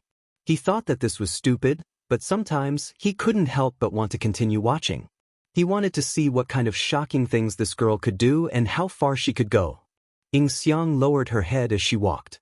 Her voice was soft. Fourth young master, you can't let go of her? Chu Zhao smiled faintly. I just don't want to see her die so easily. If she was alive, there would probably be more interesting things in the world. If she was dead, there would only be one kind of woman in the world. As they were talking, Ing Xiang suddenly said, Fourth young master, Miss He. Chu Zhao followed her gaze and saw Hien standing at the end of the street. She was looking at a house in a daze. There was a woman sitting at the door. She was digging in the soil, trying to dig out some edible grass and tree bark. She just stood there quietly. Her eyebrows were furrowed, making it impossible to see her expression clearly. Chu Zhao walked over and said, Brother He. Only then did Hien see the two of them. She replied, Brother Chu, Miss Ing Xiang. Ing Xiang bowed. They walked forward together. Chu Zhao asked, Brother He, you just had a fierce battle with Yudo last night. Why didn't you rest in your room? It's nothing. I just came out for a walk. He Yen replied. Ing Xiang asked, Has young master He eaten? If not, I still have some dry food in my bag. She sighed. The Rundu is like this now. We don't have any hot food. He Yen shook her head. Thank you, but I'm not hungry. She really couldn't eat. Chu Zhao thought for a while and said, Brother He, are you worried about the people in the Rundu? Is it because there's no food in the city? He Yen looked at him. Brother Chu, you know about it too? I came to the Rundu earlier than you. Chu Zhao shook his head and smiled. I have plenty of time. All the people in the Rundu are the same. If Brother Chu can persuade Prime Minister Su. He Yen asked tentatively. He Yen had always been suspicious about Chu Zhao's identity. Although Chu Zhao was Prime Minister Su's student, he didn't seem to work directly with Prime Minister Su. Indeed, the reason why he was able to gain face in front of Chu Linfeng was because of Su Jingfu. However, Chu Zhao often made choices that were contrary to Su Jingfu's original intentions. For example, in Jiang, Chu Zhao sent the military defense map. He was a very opinionated person. It was best not to be enemies with such a person. As long as he didn't show any hostility, she could only be careful. Just like how Chu Zhao wanted to use her, if she could use Chu Zhao to get close to He Rufei, it wouldn't be a bad idea. After all, He Rufei was now crazy to the point of inhumanity. If He Yen wanted to be promoted under Xiao Ju in the past, she had changed her mind a long time ago. She decided not to involve Xiao Ju in this and stay away from Xiao Ju. She would try her best to do this on her own. Chu Zhao's smile faded a little when he heard this. After a while, he shook his head and said, Brother He, I'm not omnipotent. Prime Minister Su won't listen to my advice. He sounded a little wronged when he said this. He Yan raised his eyebrows. The relationship between Su Jingfu and Chu Zhao seemed to be very meaningful. I can't help the people of the Rundu. The only thing I can do is to accompany them. However, what does Brother He plan to do? He looked at He Yan. You know that the Rundu can't hold on for long. A city without food could only hold on desperately. Li Kuang didn't explain the situation to her immediately. Now that he was unwilling to confront the Yudo head-on, this path seemed to be a dead end. Will you give up? He asked. The man's gaze was gentle. It was like the warm wind in the capital during the third lunar month, but it also carried the coldness of spring. He was sober, but he was secretly looking forward to it. He Yan didn't avoid his gaze. She looked straight into his eyes. Brother Chu, what do you want me to do? Chu Zhao was stunned for a moment. Instead, he smiled. Why are you still asking me? He Yan slowly walked forward. I thought that Brother Chu already had the answer in your heart. After a while, his voice came from the side. I've never seen anything that can stop Brother He's footsteps. I've also never seen anything that can make Brother He lose hope. You think that I'm omnipotent? Chu Zhao said, that's not true. No matter how omnipotent Brother He is, you can't solve the Rundu's current emergency, can you? He Yan fell silent. Chu Zhao continued, Brother He, do you know that in the past, when the famine was at its worst, the people in the city would even exchange children for food in order to survive? Cannibalism is an especially terrible thing. If the Rundu continues like this, that kind of situation might happen. He Yan lowered her head and chuckled softly. Then she looked into the distance. The streets were empty. The shops had already closed. Most of the edible things had already been found and eaten. It was clearly a lively summer day, but the Rundu looked barren. Even the trees on the roadside were bare. The leaves had already been plucked by the hungry people to fill their stomachs. If it wasn't for the hot sun, it wouldn't look like summer at all. It would look more like winter. This also didn't look like the Rundu in He Yan's memory. It was small and lively, the grapes were sparkling and the wine was mellow. The war changed everything. She said softly, do you know what's even more terrible than cannibalism? Chu Zhao was a little surprised. What is it? He Yan didn't say anything. She just looked at the lifeless city. She felt powerless and sad. That kind of thing. If she could, she hoped that it wouldn't happen in her life. She didn't want to see it in her life. That was a real hell on earth.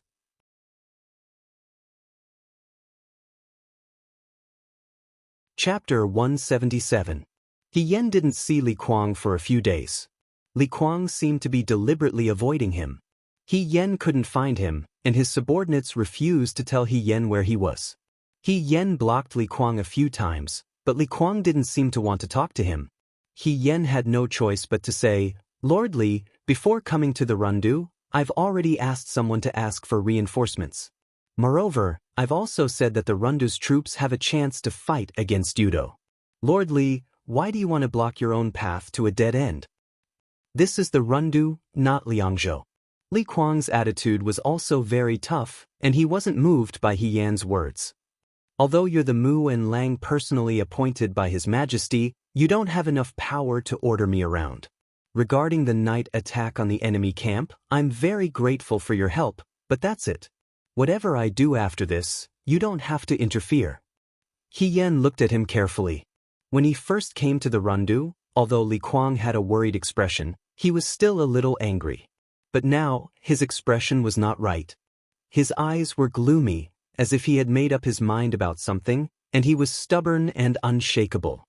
He Yan could tell that his mood was not good, and it wasn't only because of Yuto. Lord Li, how do you plan to deal with the famine in the city? He Yan looked at his back and asked. Li Kuang was shocked and said, I've said it before, I have my own ways. This has nothing to do with you. He Yan walked in front of Li Kuang and looked him in the eyes. Lord Li, I'm not from the Rundu, but I'm very clear about the current situation. Things haven't reached the worst point yet. We've burned the provisions of the Wutong people once, so we can kill their soldiers next time.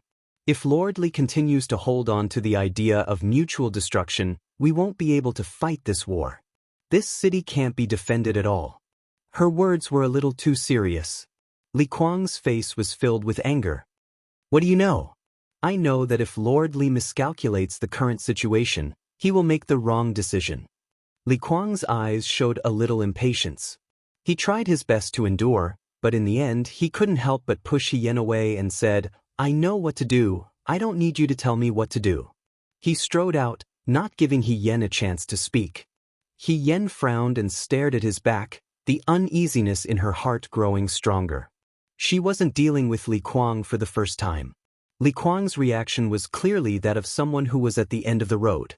He Yen didn't want to believe in her other way, and He Yen couldn't convince him, so she couldn't command the Rundu's troops. Even if she knocked Li Kuang unconscious, the Rundu soldiers wouldn't listen to her orders. Li Kuang had been leading these soldiers for too long. Perhaps because of this, he wouldn't choose the risky decision that He Yen mentioned. She slowly walked out of the house with a heavy heart. In the past few days, even Zhao Shiming came out less and less. There was less and less food. It was fine if she didn't walk around with an empty stomach, but once she walked, she would feel even more hungry. She wished that she could turn everything into food and stuff it into her mouth. Hyatt hadn't launched an attack on the Rundu yet. After that night's sneak attack and the burning of their provisions, Yudo probably wasn't as peaceful as it seemed on the surface. Hyatt definitely wanted to attack the city immediately, but the existence of General Fei Hong made them a little afraid. But this fear would eventually dissipate, and Hyatt would eventually discover the truth. They only needed to send someone to Hua Yuan to find out that the Rundu was fake. The moment Hyatt found out that General Fei Hong was fake, they would immediately attack the Rundu. So these few days were actually the days that He Yen fought for the Rundu's people. But Li Kuang was stubborn and conservative. As she walked, she bumped into Luo. Compared to when He Yen first came to the Rundu, this girl looked a little thinner. Her originally egg-shaped face was now sharp from hunger, and she looked less sweet and more charming. But when she saw He Yen, she smiled and showed a familiar smile. Xiao He Yen. Miss Luo, did you quarrel with Master? Luo pointed outside the door. I just saw Master angrily rush out. Xiao He Yen, please don't be angry with Master. Master's temper is a little straightforward, but he is a good person. If he offended Xiao He Yen, I will apologize to Xiao He Yen on behalf of Master. She was thinking of her Master wholeheartedly. He Yen smiled bitterly and shook his head. It's fine, we just have some differences in opinion. Luo nodded, not fully understanding. He Yen saw that she was holding something that looked like a garland of flowers in her hand and felt a little strange. He asked, there are still flowers now? Most of the edible things in the Rundu had already been dug out by the hungry people. How could there still be flowers to make garlands of flowers? Luo smiled and handed the garland to He Yen. He Yen took it and saw that the garland was very small and exquisite. He didn't know what kind of grass it was made of, but it was dotted with small purple flowers. He Yen went closer to smell it, but Luo hurriedly stopped him. You can't smell it, Xiao He Yen. This flower is poisonous. He Yen, poisonous? It's heartbreak grass. The more beautiful it is, the more poisonous it is. Everyone in the Rundu knows this, so no matter how hungry they are, they won't pick it to eat. Otherwise, why would I use it to make garlands of flowers? She sighed again. No matter what, poisonous weeds always grow especially luxuriant. If only the crops in the fields could be like this. Seeing that He Yen didn't say anything, Luo smiled and said, Xiao He Yen, are you interested in this garland of flowers? This concubine can teach Xiao He Yen how to make garlands of flowers. Perhaps you can give it to your sweetheart. Your sweetheart will be very happy. She was still thinking about He Yen's imaginary sweetheart. He Yen didn't know whether to laugh or cry. He thought that if she made a garland of flowers and gave it to Xiao Ju would probably think that she was crazy and beat her to death. Forget it. He Yen shook his head. He doesn't like flowers and grass. I appreciate Miss Luo's good intentions. Luo was a little disappointed. She took the garland of flowers from He Yen's hands and said, all right then. But how can there be no girls who like flowers and grass? When Master picked flowers for me, I was happy for a while. Lord Li? He Yen thought. He didn't expect that with Li Kuang's fierce personality, he would pick flowers for his beloved concubine. That's right. Yi Luo nodded vigorously, as if she was afraid that He Yen didn't believe her. He picked them for me this morning. I made a garland of flowers while I was at it. He Yan's smile froze. Today? That's right. Yi Luo smiled.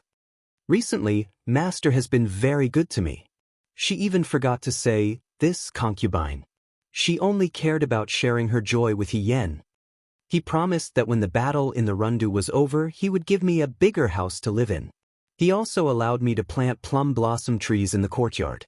Yesterday, he even saved some of his dried food for me to eat. As she spoke, Yi Luo's face became confused. Could it be that I've become prettier recently? Or is it because my deceased mother is protecting me from the heavens? Master is so obedient to me that I almost don't recognize him. He Yan's heart sank. That terrifying guess appeared in his mind again. He asked Yi Luo, other than this, has Lord Li been acting strangely recently? Yi Luo shook her head. Then, she complained to He Yen, however, Xiao Hidaran, how can you say that he's acting strangely when he treats me well? Master was also very good to me in the past. Now, he's just treating me better. It's probably, a friend in need is a friend indeed. Now that I'm accompanying Master, Master must be moved. He Yen frowned and stepped forward. Miss Yi Luo, it's best that you avoid Lord Li for the next few days. Why? Yi Luo asked curiously. He Yen looked at her. The beautiful girl had grown up a lot. Her smile always carried a bit of fox-like craftiness. This made her look smart and quick-witted. She was very lovable, but her eyes still revealed her innocence. A charming beauty, a weak and powerless woman. Perhaps, Lord Li will hurt you, He Yen said in a low voice. Yi Luo was stunned for a moment. Then she laughed. Xiao Hidaran, what do you mean?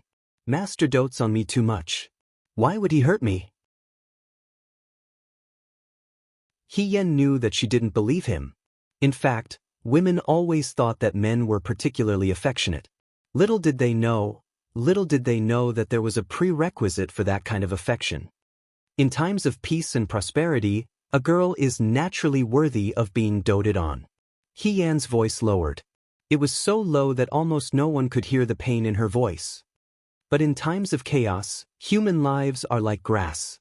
To Lord Li, a girl is more important than a city in Rundu. Yi Luo, I still don't understand. It's okay if you don't understand. He Yen looked up at her. Lord Li is very busy all day. You shouldn't be alone with him for the next few days. When you have nothing to do during the day, you can go to other places. You can go find Lord Zhao or other people. In short, if you don't have to see Lord Li, then don't see Lord Li. Yi Luo looked at her strangely. This young Mu and Lang's words were simply inexplicable. Why would someone advise her to distance herself from her master? If she didn't know that He Yen had led his elite troops to attack the enemy's camp a few days ago and saved those captured women, Yi Luo would have suspected that this person was a bad person. She said, Xiao Hidaran, I am Master's concubine. It's impossible for me to not see Master. Wait until the battle in Rundu is over. You can see her however you want. But for now, stay away from her. The young man's eyes were very clear and very dark. When he stared at someone, it was very powerful. Yi Luo subconsciously nodded, but then she shook her head. He Yen also hesitated. She was now Mu and Lang. No matter how suspicious and worried she was about Yi Luo, she couldn't keep someone else's concubine by her side. If she really did that, she was afraid that Li Kuang would feel that she had become the second Jiang Jiao. He might really kill Yi Luo. She said, go and find Lord Zhao's wife. You can stay with her during the day. If Lord Li suddenly wants to see you, you can ask someone to tell me. I will go with you. Yi Luo was a little suspicious, but He Yen was very insistent. In the end, she still agreed. After repeatedly reminding her, He Yen went to find Wang Ba and the others. On the night of the night attack, Wang Ba and the others were injured along with her. Shi Tu and Jiang Jiao were fine. Wang Ba's leg was injured, but it wasn't too serious. Huang Xiong's wound was a little deeper. The wound on his left hand was very deep. Fortunately, it wasn't his right hand. Otherwise, he might not be able to hold a sword in the future. No matter what, they were still taking care of him. When they arrived at the house, Hong Shan and Huang Xiong were sleeping. Shi Tu and Xiao Mai had gone to help repair the weapons and shields. Only Jiang Jiao and Wang Ba were sitting by the door. When they saw He Yan, the two of them raised their heads. Jiang Jiao said, "Brother He, how is it?" He Yan shook her head. Wang Ba was furious. "What's wrong with that surnamed Li? He looks tall and strong, but why is he so timid? Has he been hiding in the city like a coward? I've been starving for the past few days. If this goes on, we'll all starve to death. We'll still be hungry ghosts when we go to hell. It's better to die while killing Yuto." Jiang Jiao said, "Lord Li is also afraid that the city will be destroyed and the people will be buried with him. It's just that." He looked at He Yan. "I've asked the soldiers here. They've run out of food. These days, we've been relying on the dry rations we brought from Liangzhou. Even this little bit of dry rations was eaten yesterday. We haven't eaten anything since yesterday. We can't go on like this." "That's right. In Rundu, even the rats have been dug out and eaten. There's not even a worm to be seen. Does he want us to eat the table? What is Li Kuang thinking? If we had known earlier, we wouldn't have been able to take the excess with us the day we burned the rations. We could have just grabbed a handful and carried it with us. It would have been enough to last us half a day." Jiang Jiao was both amused and angry. At that time, how could we care so much? "Brother He." He looked at He Yan. "Don't you have any other ideas? The Yudo's rations have been burned, but they're outside the city. They can still hunt and won't starve to death." He Yan was deeply worried. "If we're talking about who can last longer, the Rundu's people definitely won't be able to last longer than the Yudo. Therefore, Li Kuang's idea is definitely impossible. Now that he doesn't agree to go out of the city and confront the Yudo, I can't order the Rundu's troops. I can only ask for external help, but..." However, she was afraid that before that day came, the Rundu would be in chaos. Li Kuang's attitude these days was very wrong. She sighed and didn't say anything else. On the other side, Yi Luo went to find Madame Zhao. Although He Yan's behavior was strange, Yi Luo always felt an indescribable sense of closeness towards He Yan. Therefore, although she didn't believe He Yan's words at all, she was still willing to do as He Yan said. Now that Li Kuang was very busy every day, he didn't have time to take care of her. She could go anywhere she wanted during the day. She had more freedom than before. Madame Zhao was holding her little grandson with a worried expression. Her daughter-in-law was seriously ill in bed. The doctor came several times, but it was useless. Everyone knew that this was an illness caused by starvation. Without food, of course, her body couldn't recover well. Madame Zhao was also hungry to the point of losing her shape. She was a good county magistrate's wife, but now her clothes were a lot bigger. Her exposed arms were so thin and weak that it seemed like they could be broken with a little force. Beautiful Silk thought to herself. In the past, the delicate young ladies in the city would complain about eating less every day.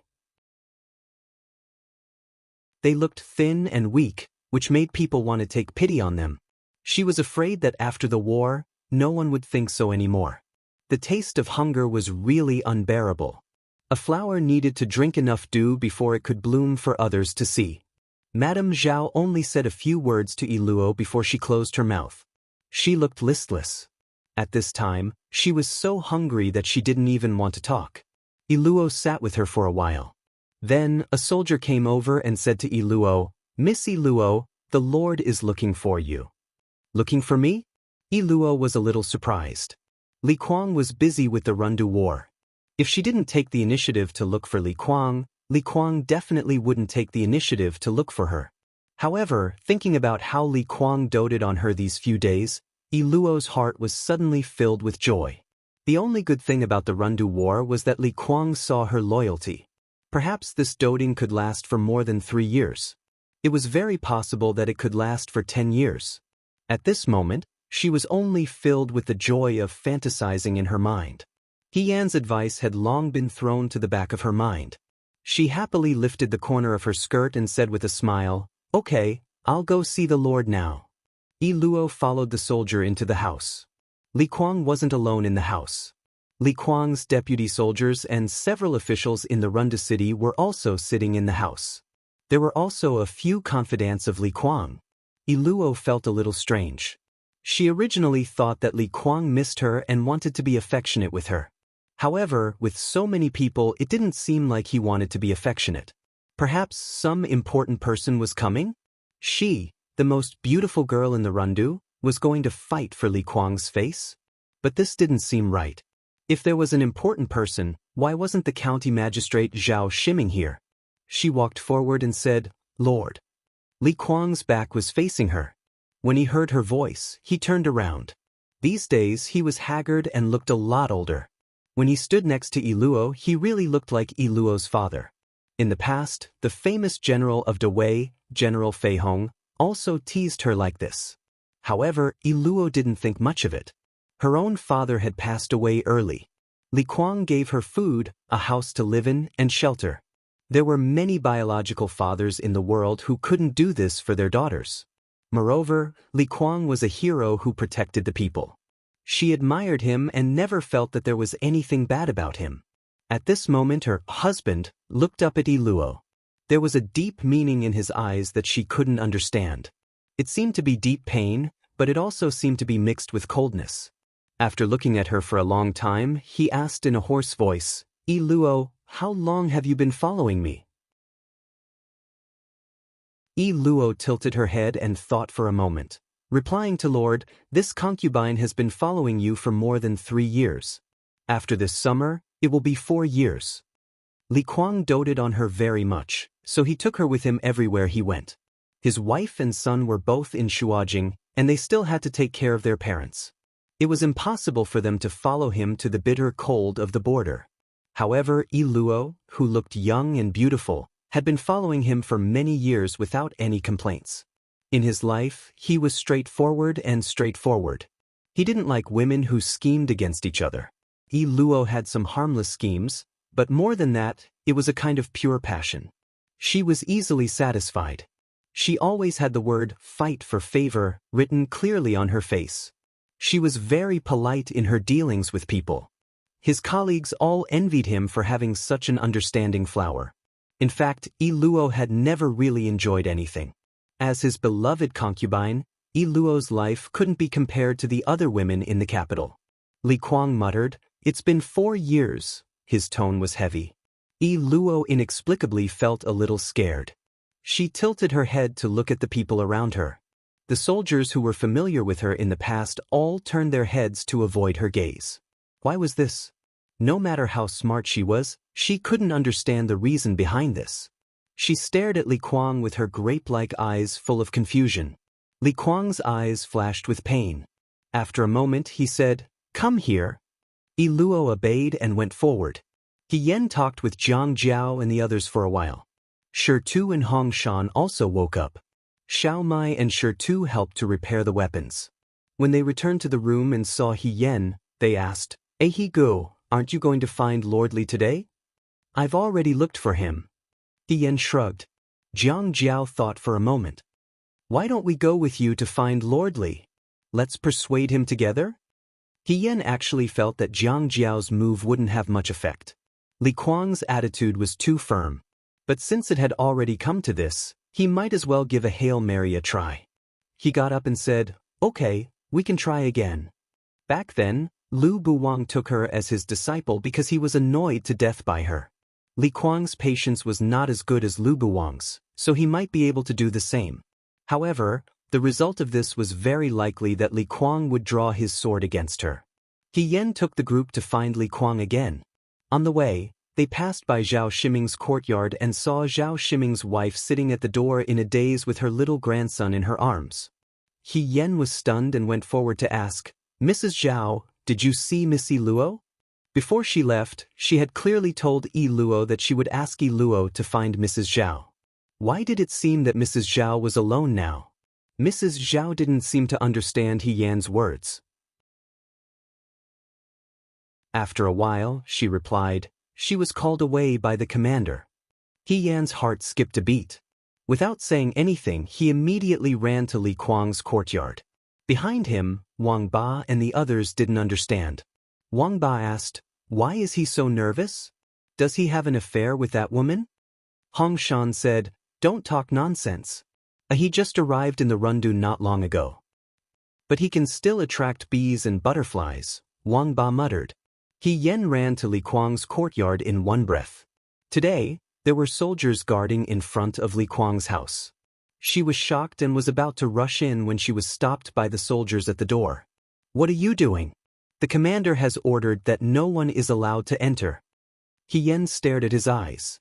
What is he doing inside? Her gaze was as cold as an ice knife.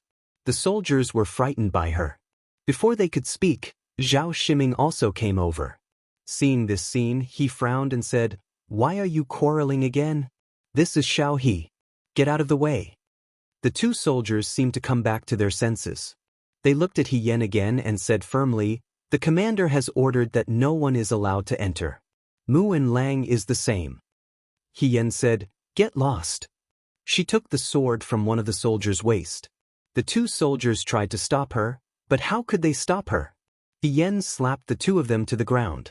Then she kicked the door open and strode in. As soon as she entered, she was stunned. Other than Li Kuang, there were many deputies and soldiers in the room. There was also a group of women kneeling beside the chairs. These women were dressed neatly. Some of them had tear stains on their faces, while others looked calm. However, He Yen still remembered one or two of their faces. They were the Da Wei prisoners she rescued from Yudo during the night of the sneak attack on the enemy camp. In the middle of the room, there was a woman lying on the ground. The woman's body was covered by a white cloth.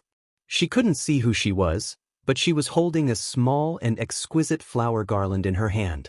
He Yan's eyes immediately turned red.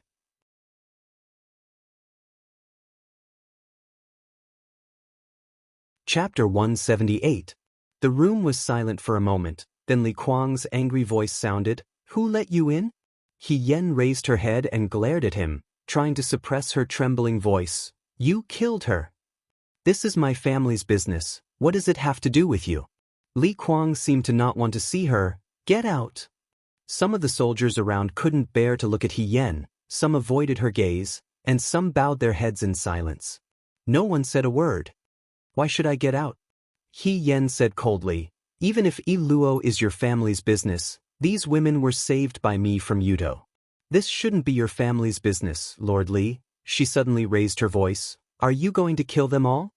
When the women on the ground heard this, some of them started to sob quietly. Zhao Shiming, who rushed over after hearing the news, finally rushed in with Wang Ba and the others. When he saw the corpse in the room, he was shocked. Zhao Shiming asked with trembling hands, What's going on? What happened? Who is this person? He Yen took a step forward, and Li Kuang said angrily, Don't touch her. The next moment, the white cloth was removed. The girl on the ground was bleeding from her chest, and her clothes were dyed red. She was lying on the ground with a calm expression, like a beautiful flower. A few hours ago, she was still smiling and showing He Yen the garland she made, and telling others about her future. Now, she didn't cry or smile, and was just a cold corpse. Yi Luo? Zhao Shiming was shocked. How can Yi Luo be here? Did Yudo sneak in? Lord Li? What's going on? If Yudo really sneaked in, how could Li Kuang be so calm, and the Rundu would be in chaos? But, how could he explain the scene before him? Li Kuang stared at He Yen, but He Yen remained unmoved. He looked at him and said word by word, You'll have to ask the Lord Li about this. I think the Lord Li is trying to imitate Zhang Sun of the previous dynasty. As soon as he said this, Zhao Shiming gasped. Among Wang Ba and Shirtu's group, only Jiang Jiao had studied before. The others did not understand what He Yen meant. Only Jiang Jiao's expression changed slightly. In the previous dynasty, Zhang Sun guarded Suiyang City. When the city ran out of grain, he killed his concubines to feed the soldiers. What is the Lord Li doing? You want to be Da Wei's Zhang Sun, but there are other ways to make a living in Rundu. Why do you have to do this? What do you know? Li Kuang couldn't help but scold her. You're just a woman. If I can save the people of the city, I won't regret even if I die. She's just a woman. Dying for Rundu is not a pity at all. He Yen looked at him. Li Kuang had fought the enemy side by side with her, and they had gone through life and death together. Although she and Li Kuang were not close friends, they could be considered old friends. He Yan had never doubted Li Kuang's character. As a military leader, he was upright, brave, and loyal. However, in the eyes of the world, he was a hero. In his eyes, women were just like cats and dogs. They were animals. They were nothing more than sacrificial lambs. His favorite concubine could be killed in the blink of an eye for the sake of righteousness and become food to fill his stomach. This was even more terrifying than swapping children for food. She had thought that this might happen, but that was the matter of the previous dynasty. Now it had not reached such a desperate situation, and Li Kuang was not Zhang Sun. He Yan still had hope. She thought that perhaps she had thought too much of human nature. But nothing could stop it. Li Kuang still made the same choice. When he was reading the biography of Zhong Yi in the Xianchangguan, Zhang Sun lost Suiyang. The enemy could not break the city, so they camped outside the city and waited for the soldiers and horses in the city to starve to death. There was no food in the city. Zhang Sun killed his beloved concubine and forced the soldiers to eat her. Then someone killed the servants to make food for the army. The women in the city died, and the men took over. The number of people eaten was 20 to 30,000. None of the young people in the hall made a sound.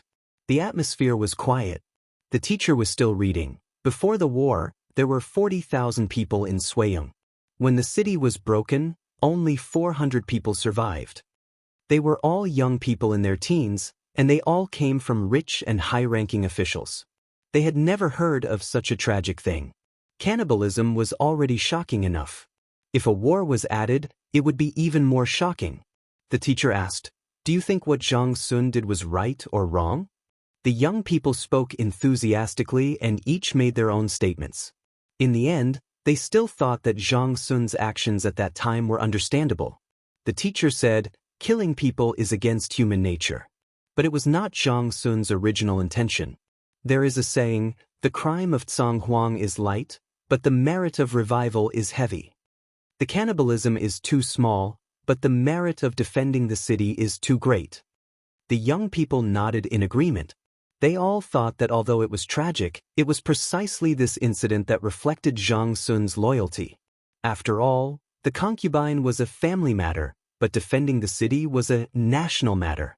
Zhang Sun was a loyal minister who sacrificed his concubine to defend the country. He Yan did not think so at that time. She sat in the hall and did not speak.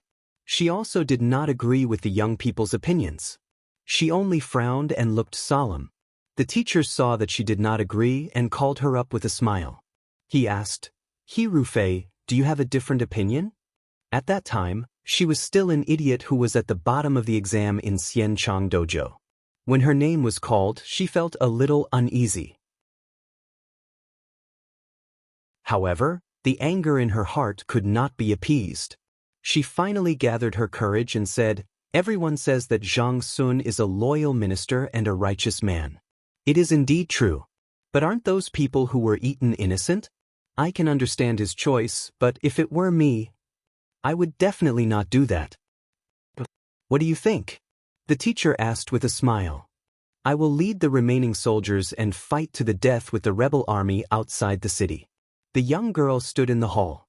The sunlight shone through the window and fell on her face. Her delicate and slightly childish face was covered with a layer of determination. The person who holds the sword in his hand should know where the tip of the sword is pointed, whether it is the enemy in front of him or the weak behind him. "I will never draw my sword against the weak." The hall was silent for a moment. Then, the laughter of the young people rang out. "Weak? He himself is a weak person. Also, brother, his swordsmanship is so bad. How can he hold a sword? I'm afraid you're not dreaming. What you said is so powerful. How is that possible? If such a bad knife and horse can be sent to defend the city, I think there is no need to defend the city." Ha! He Yan was surrounded by laughter and her face flushed red. She pursed her lips and thought, 30 years in the east, 30 years in the west, maybe one day, she would be a general galloping on the battlefield. At that time, She would definitely protect the people she wanted to protect.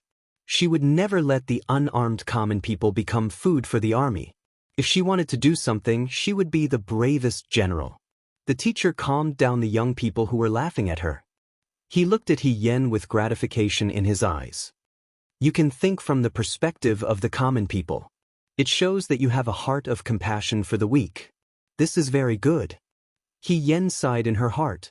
It was not that she had a heart of compassion for the weak. It was because the young people who were laughing in the hall were all men. Naturally, they thought of her as Zhang Sun. And she was a woman. Naturally, she stood in the position of beloved concubine. From the standpoint of Zhang Sun, this action was very righteous. From the standpoint of beloved concubine, this was just an undeserved disaster. The joys and sorrows of people in the world could not be interconnected at all times. It was nothing more than a choice made based on one's position. Just like this moment, He Yen said, "You are a loyal subject. What crime have you committed?" "You don't need to say so much to me," Li Kuang said coldly. "Yi Luo is my concubine. She is my person. How I deal with my people is my business. As for these women, ask them if they were willing. I did not force them." He Yen looked at the women sitting on the floor. One of the women's eyes were red. She kowtowed to He Yen and said softly, "Thank you, Darren, for planning for us. It's just that we have already been defiled by the Yudo.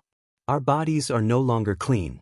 Since we cannot go home, we also do not have the face to live in this world. Now that we can use our bodies to fight for a chance to live for the Rundu, it is our good fortune. Perhaps this merit can help us wash away the mud on our bodies and accumulate good fortune in the future." "What merit?" Before she could say anything, He Yen interrupted her. Wang Ba and the others looked at He Yen in surprise. All along, He Yan's temperament was very gentle.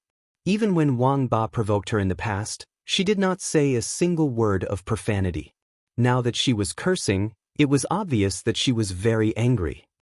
"What do you mean by, our bodies are no longer clean? What do you mean by, no face to live in this world?" He Yen said angrily, "Is this your fault?" She looked at Li Kuang and the soldiers in the room with their heads bowed. "Is this their fault? If you think that this is doing merit, then you are gravely mistaken." "Lord Li," she turned to look at Li Kuang. "You are the city's chief soldier. Let me tell you, these women were captured by the Yudo because the Yudo are cruel and because you are not capable. What wrong did they do? I have never seen an injured person in the wrong, and the person who harmed them is relieved. You are doing exactly what the Yudo want. In their eyes, the people of Dawei are all fools. They only care about doing evil, so naturally, there will be innocent people to bear the blame for them. How can there be such a ridiculous thing in this world? If being touched by the Yudo means that they are not clean, then from the moment they stepped into Dawei's land, there is no need to fight against them. Dawei's land is also not clean. Just give it to them. What's the point of fighting? You. Be careful with your words." Li Kuang suppressed his anger. "I won't." He Yen stared at him. There seemed to be a ball of fire in her eyes that wanted to burn everything around her. "You are a man. You are their general. You pointed your knife at your women and your people. What is this? If you follow me today to kill a few Yudo and eat Yudo's meat and drink their blood, I will respect you as men. But there is no such thing in this world. Men can't win a battle, so they ask innocent and weak women to sacrifice themselves. This is called cowardice. I said before, they are willing. Are they really willing?" He Yan's gaze was sharp. "Okay, let me ask you." She looked at the women. "Why do you think you can't live? Is it because of what others say? If others say something, you will refute them. If you are not good with words, you will use your fists. Is this your fault?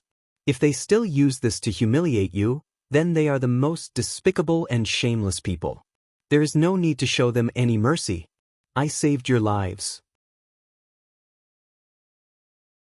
If you give them up so easily, where do you put me?" Her expression was frightening. The women did not dare to speak. After a while, one of the young women burst into tears. She sobbed, "I don't want to die. I'm scared." Li Kuang's face was ashen. If you don't want to die, I am here. No one can force you to die. How dare you say this? Li Kuang said. This is not the Liangzhou guard. He Yan's expression calmed. She stepped forward and shielded the women behind her. Lord Li Iluo is your concubine. She has been with you for many years. She is not an item that can be casually given away. She is yours, but before that she is a person. Today, you cannot touch these women. If you want to, He Yan slowly pulled out the long sword she had taken from the soldiers at the door. You have to go through my sword first. You think I don't dare? Li Kuang was furious.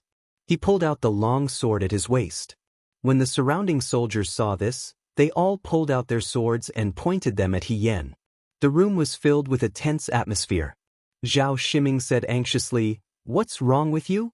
Why are our own people fighting with our own people? Our top priority is to defeat those Yudo." Lord Li, I think Xiao Hidaran is right. You can't eat people. If you do this, the people outside will follow suit. What will happen to Rundu City then? Even if we manage to defend the city, do you want the people of the world to point at our backs and curse us? He also had his own selfish motives. Yi Luo was Li Kuang's most beloved concubine. Zhao Shiming had to admit that Yi Luo was beautiful and intelligent. She was very lovable. If it was him, he definitely wouldn't be able to do it. However, Li Kuang could kill her without any hesitation. These martial artists? Sigh. In the end, as officials, wouldn't they all have to set an example? At his age, he hadn't even killed a chicken in his life. If he had to send his family to their deaths, Zhao Shiming would rather die himself. Thus, he immediately stood on He Yan's side. Li Kuang didn't care about Zhao Shiming. He didn't care about a county magistrate who didn't even know how to wield a sword. What made him angry was He Yan. No one would have thought that He Yan would barge in so rashly and criticize him without any explanation. Yi Luo had been with him for many years. Didn't his heart ache? Didn't he hesitate when he killed her? However, the battle had already reached this point. If the Rundu couldn't be defended, everyone would die. Killing Yi Luo in front of these deputy generals also made them understand their determination to defend the Rundu. Among these deputy generals, they had met Yi Luo many times. They couldn't bear to see a living girl killed in front of them. There were also people who pleaded for Yi Luo. However, Li Kuang thought that he would do what Zhang Sun did in the past. It didn't matter even if he had to bear the curse of the world.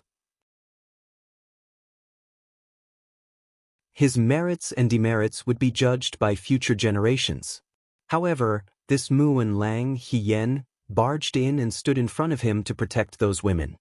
His gaze was so bright that it made him feel ashamed. He suddenly thought of He Rufei. General Fei Hong, who was still a deputy general, would try his best to save the women who were captured by the enemy in every battle. In fact, when these women returned home, what awaited them was not good. However, He Rufei would always patiently comfort them and encourage them. Li Kuang had never seen a man who was so considerate. However, he thought that General Fei Hong was the only one in the world who was so naive. However, another one appeared in front of him today. Li Kuang's expression was cold. Muan Lang, are you going to fight with me? I'm sorry, but I can't let them die here. A woman on the side cried and looked at He Yan. Sir, don't waste your energy on us. If our lives can be exchanged for the safety of the Rundu, we are willing. The safety of the Rundu cannot be exchanged for by you. He Yan said coldly. Sacrificing women for safety is no different from begging for mercy from the enemy. Lord Li, this is not the previous dynasty, and you are not Zhang Sun. Li Kuang was almost angry. He knew that every word of the young man in front of him was correct, but he had no other choice. You want to fight with me? He said coldly. What the hell is this? Wang Ba spat on the ground. You think it's reasonable to kill a woman? We bandits don't kill women, the elderly, or children. As the saying goes, even bandits have morals. You soldiers who live off the imperial grain are worse than animals? Don't waste time. We, the 1st, 2nd, 3rd, 4th, 5th, 6th, and 7th of the Liang Province Guards, accept your challenge. He spoke as if he was fighting in a martial arts arena. Li Kuang was so angry that his expression became even uglier.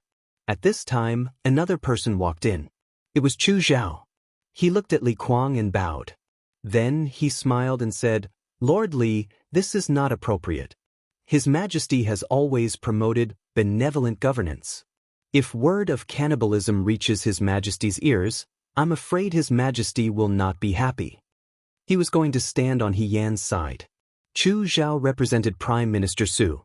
One was a Liang province guard, and the other was Prime Minister Su. The pressure was unimaginable. Li Kuang was angry and annoyed. Who was this He Yan? Why were they following him like this? However, the soldiers around him were all looking at him. He gritted his teeth and said, "You are not my opponent." He Yan smiled and held his sword horizontally in front of him. "Lord Li, why don't you try?" The tip of the sword was cold and the air was cold. The gunpowder in the room was about to explode.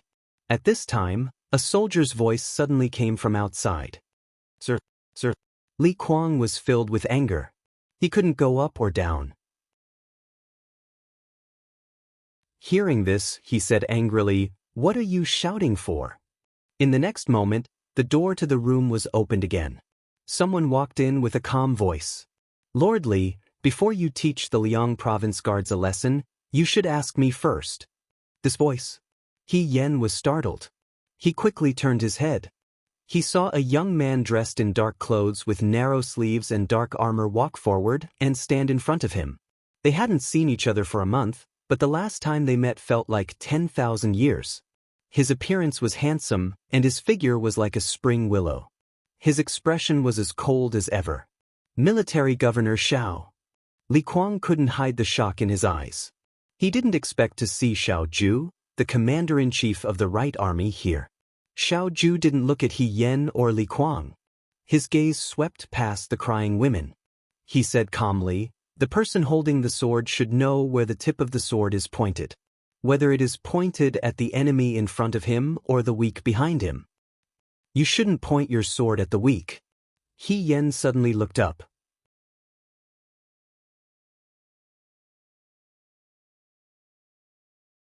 Chapter 179.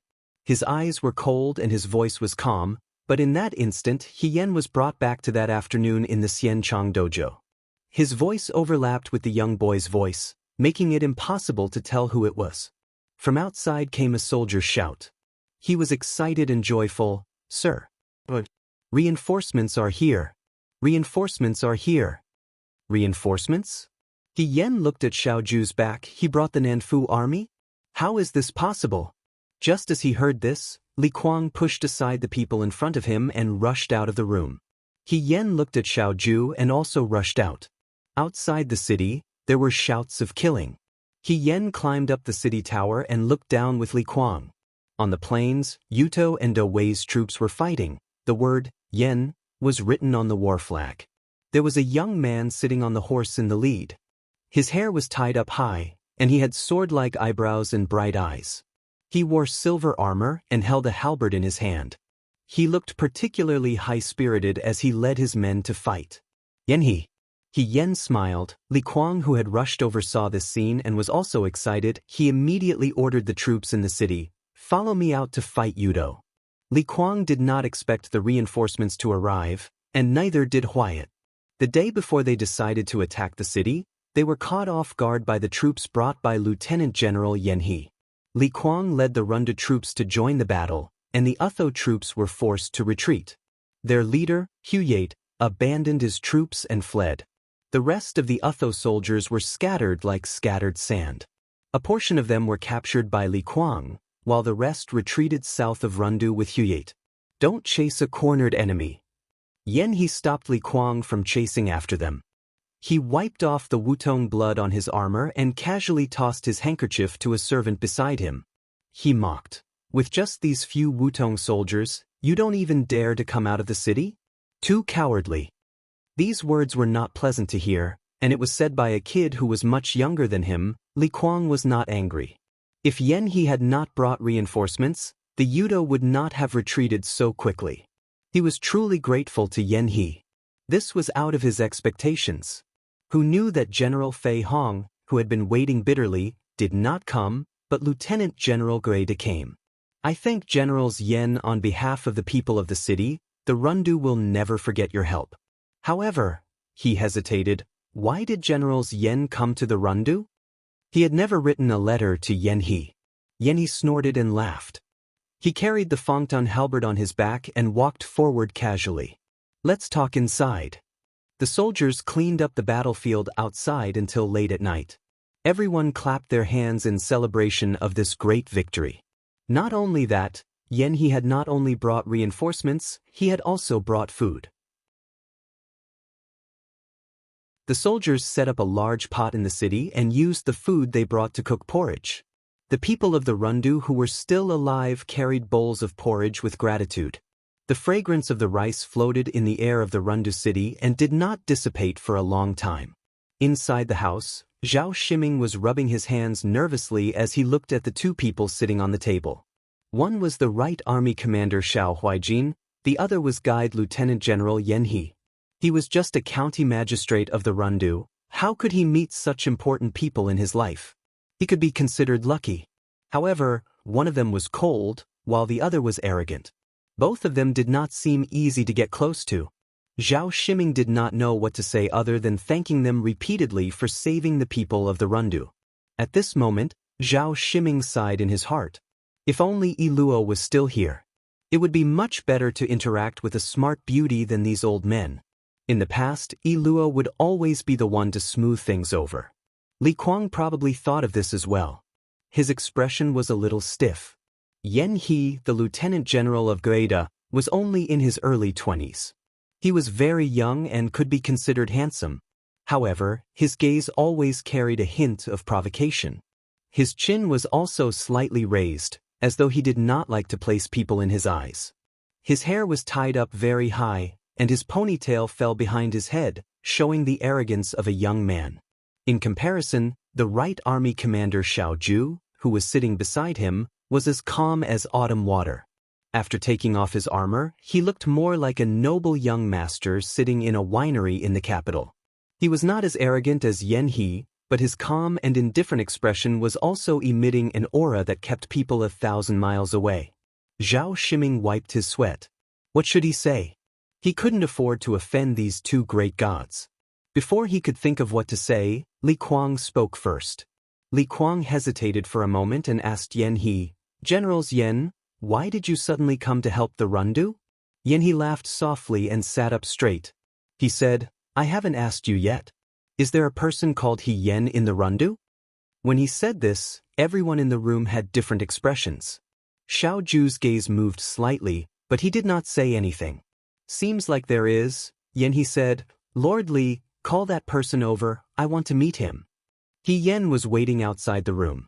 Sure enough, not long after, someone came out and said, Lord Xiao He, Generals Yen invites you in. Wang Ba was stunned. What's going on? He's asking you to go in alone. Is he going to punish me later? Why don't we go with you? Jiang Jiao was also slightly hesitant. You left the Liangzhou guards this time. If military governor Xiao issues a military order to punish you, it's not because of that. He Yen looked at the door and shook his head. Don't worry, nothing will happen. She patted Jiang Jiao's shoulder and turned around to walk into Li Kuang's room alone. Everyone in the room followed He Yen in and their gazes landed on her. The young man in silver armor looked at He Yen and sized up He Yen. He said, You are He Yen? He Yen stood up from his chair and looked down at He Yen. He was a head taller than He Yen. He used his hand to measure the height of He Yen's head. He clicked his tongue and asked Xiao Ju seriously, There are still people this short in the military camp? He Yen was speechless. He retracted his hand and rubbed his chin as he sized up He Yen. You're not tall, but you're quite brave. You're the one who wrote the letter asking for help and asked me to come to the Rundu? As soon as he said this, Li Kuang looked at He Yen. Xiao Ju's gaze also landed on He Yen. He Yen calmly accepted everyone's different expressions.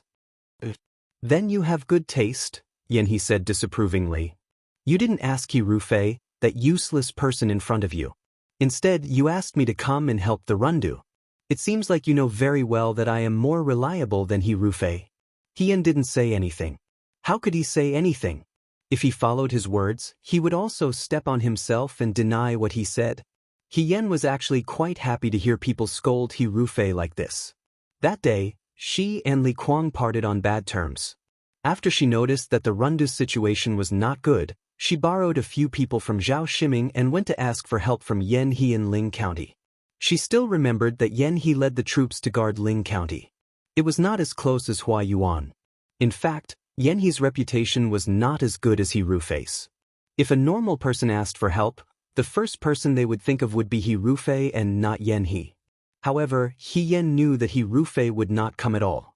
That was why she took a step back and asked for the next best thing. It was not easy to mobilize the troops in Jinling. In comparison, Yan He had a lot more freedom. However, Yan He might not come at all. Therefore, in the letter, other than writing about the critical situation in the Rundu, she also wrote about He Rufei's despicable actions of not helping when he saw someone in need. The words "you scolded He Rufei" in the letter made me feel very comfortable. He Yan looked at He Yan. You really know how I feel. He Yan thought, how could she not know? As her classmate, this person in front of her bullied her a lot during those years in the Xianchang dojo. It was Yan He and a few other youths who would cause trouble for her every now and then. They would either tease her or bully her. Seeing this person, she could almost see the dark days in the Xianchang dojo. Yan He hated her. He started to hate her when they were classmates in the Xianchang dojo. After so many years, he still stubbornly hated her. In order to please him, He Yan wrote a lot of bad things about He Rufei in the letter. As the saying goes, the enemy of my enemy is my friend. Looking at it now, it was true. Because He Yan insulted He Rufei, Yan He naturally turned He Yan into his own camp. Even though you are short and thin, I think you are very smart. In the next moment, Yan He placed his hand on his shoulder. How about you follow me in the future? Yan Nongguang. Xiao Ju's gaze landed on his hand and reminded, she is a member of the Liang Province Guards. Liang Province Guards? He Yan retracted his hand and looked at He Yan. He asked in confusion, aren't you from the Rundu? Generals Yan, He Yan said, I was in the Liang Province Guards recruit camp before. Later, Her Majesty personally conferred the title of Mu and Lang. I heard that the Rundu was in trouble and specially came to help the city. She emphasized the words Mu and Lang. Even though Xiao Ju classified her as a member of the Liang Province Guards, if she didn't want to implicate him, it was best to draw a clear line. You are a member of the Liang Province Guards and came to the Rundu yourself? Yan He glanced at Xiao Ju and then looked at He Yan. The relationship between them was too complicated and he couldn't understand it. He simply returned to his seat and leaned against the chair. He snorted and said, forget it, I don't want to know about your complicated internal affairs. However, what is it again? He Yan was already used to this fellow's arrogance and reminded him, He Yan, I didn't come because of your letter asking for help. Even if I came, it wouldn't be so fast.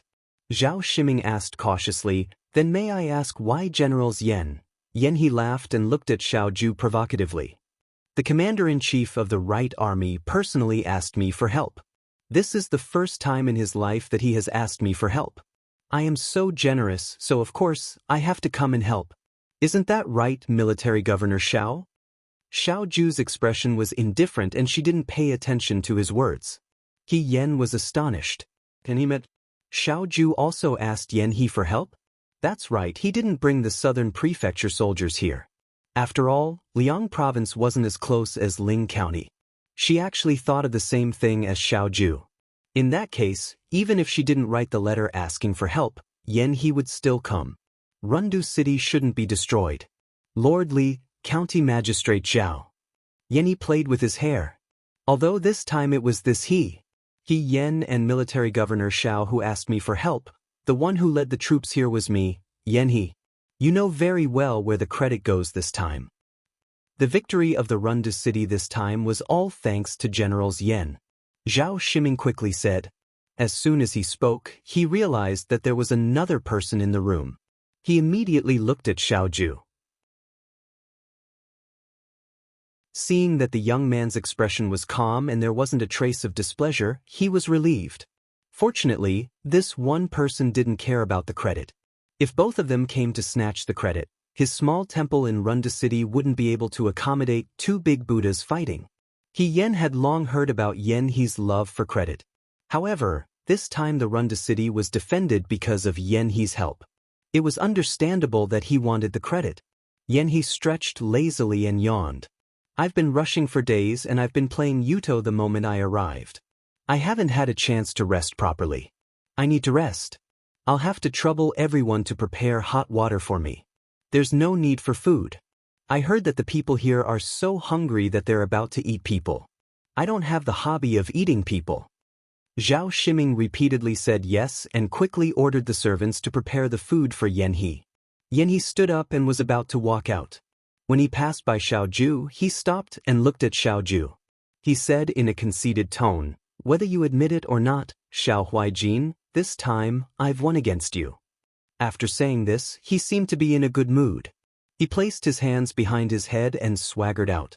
He Yen stared at his back. He was puzzled. To be honest, Yen He didn't like Xiao Ju back then and always went against Xiao Ju. It was all because Xiao Ju was better than him in both civil and military matters. After being in second place for a long time, he wanted to have a taste of being in first place. However, that first place just wouldn't drop no matter what. It was indeed annoying. However, even she, who was in last place, would always find fault with him. He Yen didn't understand. How did she get in his way? The person who was fighting with her for last place was Lin Shuanghe, not Yen He. Why was Yen He so resentful towards her? This resentment had persisted for so many years. However, Yen He's temperament was exactly the same as back then. He was competitive, obstinate, and self-opinionated. All his emotions were written on his face. As she was thinking about this, Xiao Ju stood up and walked out. When she passed by her, she said coldly, "Come here." He Yen, she sighed in her heart. She knew that this day would come sooner or later, but she didn't expect it to come so early. After all, who would have thought that Xiao Ju would follow Yen He to the Rundu? Jiang Jiao and the others waited patiently outside until He Yen came out. When they saw her walking out with Xiao Ju, they all looked serious. From the looks of it, they were going to settle scores in private. Hong Shan gestured to her to ask if they needed to go and plead for leniency. He Yen shook her head slightly. This wasn't something that could be brushed off with one or two pleas. The room darkened. Only the light from the oil lamp on the table shone on the wall, casting shadows on the walls. The room that Zhao Shiming arranged for Xiao Ju could be considered luxurious. He Yen followed him in and buried her head. She was thinking about how to smooth things over when the person in front of her suddenly stopped and turned around. She bumped into Xiao Ju's chest. He Yen took 2 steps back and stood still. She raised her head and saw the person in front of her looking down at her. Although he didn't say anything, it was a little scary. The air was so quiet that it felt cold even in the summer. He Yen paused and coughed softly. "Commander-in-Chief." He looked at the sword in He Yan's hand. It was the sword that she snatched from Li Kuang's guards when she was trying to save the women who were captured. She forgot to return it to Li Kuang. He Yan's heart tightened. She put the sword on the table and explained, "This is someone else's sword." Xiao Ju took a step forward. He Yen held his breath. He thought that she was going to denounce him. The next moment, his arm was grabbed and turned over. There was a knife wound on his palm. It wasn't deep. He had been holding it. The bleeding had stopped, but it looked a little scary. He Yen probably hurt his hand when he was fighting with Li Kuang's guards. The situation was critical and he didn't pay attention to it. If it wasn't for Xiao Ju's actions, he wouldn't have noticed it. He didn't say anything. He turned and walked to the side. He Yen didn't know what to do. He heard him say, "Come here." The handkerchief was soaked in hot water. When it covered his palm, it stung a little. It was more of an itch. It was as if a colorful butterfly had landed on his palm and slowly crawled over it, leaving behind a numbing shadow. He lowered his head and sprinkled the powder on He Yan's wound. His expression was focused and quiet. He Yen stared at him. The young man's eyelashes were thick and long. Under the light, his side profile was as handsome as a painting. He was silent, gentle, and calm. There was no condemnation or sarcasm as expected. He Yen inexplicably felt a sense of guilt. It was as if he had done something unforgivable and had wronged Xiao Ju. She mumbled, "Commander-in-Chief, actually I didn't follow fourth young Master Chu to the Rundu. It was a coincidence that Chu Zhao was here." However, in Xiao Ju's eyes, she might have misunderstood. Although she was determined to stay away from Xiao Ju to avoid bringing trouble to him, she didn't want him to misunderstand and think that she was on Chu Zhao's side. "I know." His voice was cold and emotionless. He Yan didn't know what to say for a moment. He Yan's movements were very gentle, even gentler than when he was applying the medicine on himself. Because he was very tall, he had to bend over slightly when applying the medicine. He Yan originally followed his gaze and looked at Xiao Ju's palm. As she looked, her gaze fell on Xiao Ju's face. No matter how many good words were used to describe him, she felt that something was missing. Just as she was lost in thought, Xiao Ju suddenly raised his head and met her gaze without warning. His dark eyes were glittering and clear as autumn water. She was caught red-handed and her ears turned red. However, she still had to maintain a calm expression. She pointed at her palm and said, "It's done." The wound didn't look as scary as before after the powder was sprinkled on it. He Yen retracted his hand and felt a little uneasy. This didn't seem to be Xiao Ju's style. If Xiao Ju was a normal person, she would have come over and asked him questions. However, she was so quiet today that He Yen didn't know where to start. Why did she change her personality? He Yen didn't understand.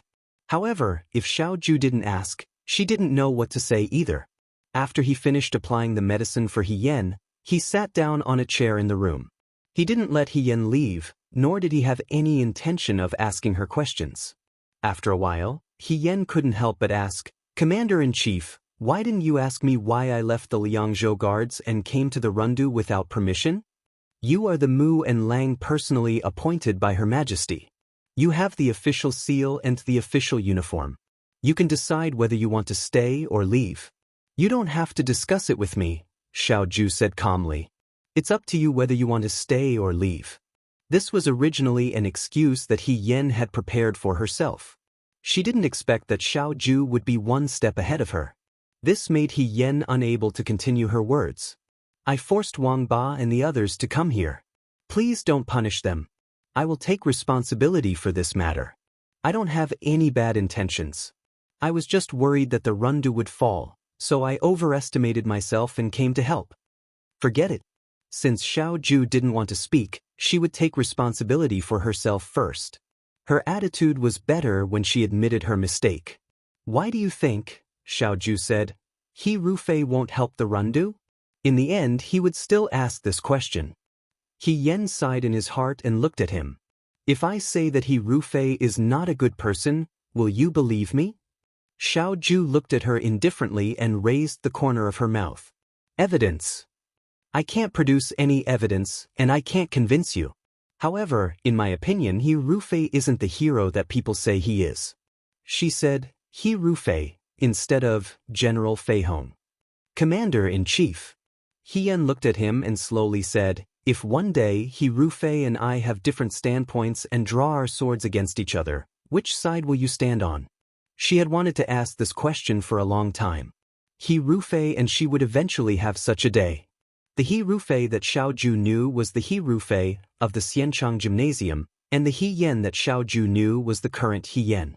Both of them were actually her, but how would Xiao Ju choose? He Yen wasn't very sure.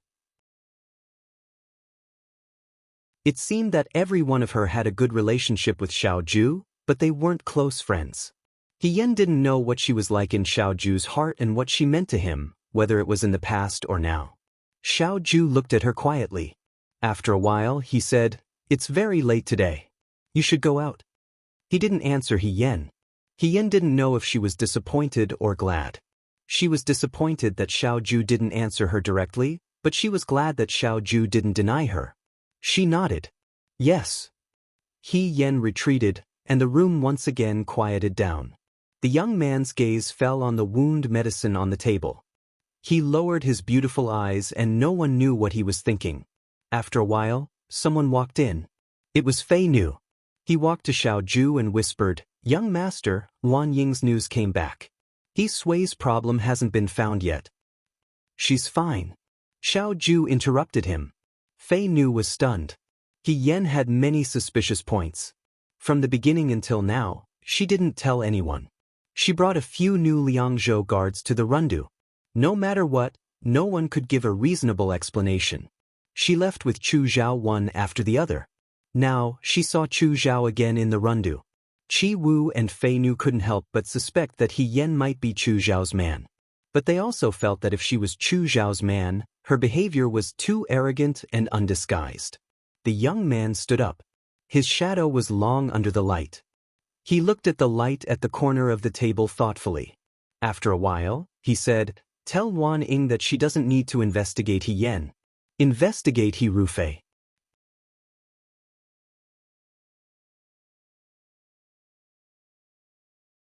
Chapter 180. The Rundu city gradually regained its vitality. Yen He's troops not only chased away the Yudo, but they also brought back food. The food sent from Huayuan solved the Rundu's urgent needs. General Fei Hong is not in Huayuan? Li Kuang looked at Yen He in confusion. He already returned to Shuajing? How is that possible? Are you suspecting that I'm lying? Yen He frowned. No, Li Kuang said, it's just that, when the Rundu was surrounded by the Yudo, I immediately asked for General He's help. There were 3 groups of people, so it's impossible for there to be no news at all. I originally thought that he didn't come because the situation in Huayuan wasn't good, but why did he return to Shuajing? You'll have to ask him. Yen He put his hands behind his head and leaned back in his chair. I'm not familiar with He Rufei. Li Kuang didn't say anything. While the two were silent, someone came in. It was Zhao Shiming. Zhao Shiming first looked at Yen He, then carefully said to Li Kuang, "Commander, that Yi Luo is being buried today."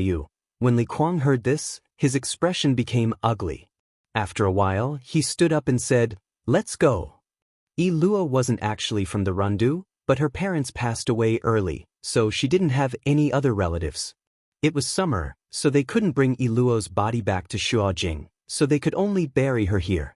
She was buried in a deep forest in the Rundu city. The scenery was beautiful, and there was a large grape forest not far away.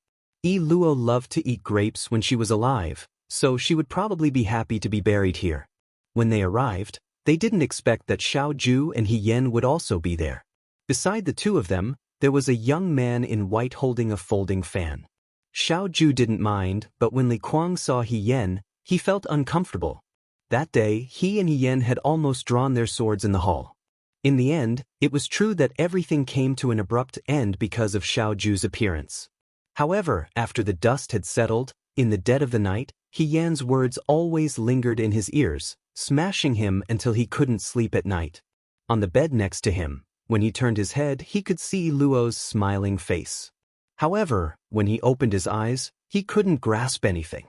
He had not been able to become Zhang Sun, but he had also lost beautiful silk forever. This Yen He Yen He Yen, Yen Yen He Yen, Yen He Yen He Yen Yen, Yen He Yen He Yen, Yen He Yen Yen Yen, Yen He Yen, Yen Yen He Yen Yen Yen, Yen Yen He Yen. He Yen didn't look at Li Kuang. In fact, Shi Yen Yen didn't want to look at Li Kuang. She and Li Kuang had fought side by side. She knew that Li Kuang was loyal and righteous. However, because she was a woman, she always stood on Yi Luo's side. Therefore, she felt that the woman was innocent. The coffin was placed in the ground. Everything was settled. He Yen looked at the small stone tablet. What was ridiculous was that Yi Luo died at the hands of Li Kuang. However, the name on the tablet was that she was Li Kuang's wife. He Yen lowered her eyes and walked forward.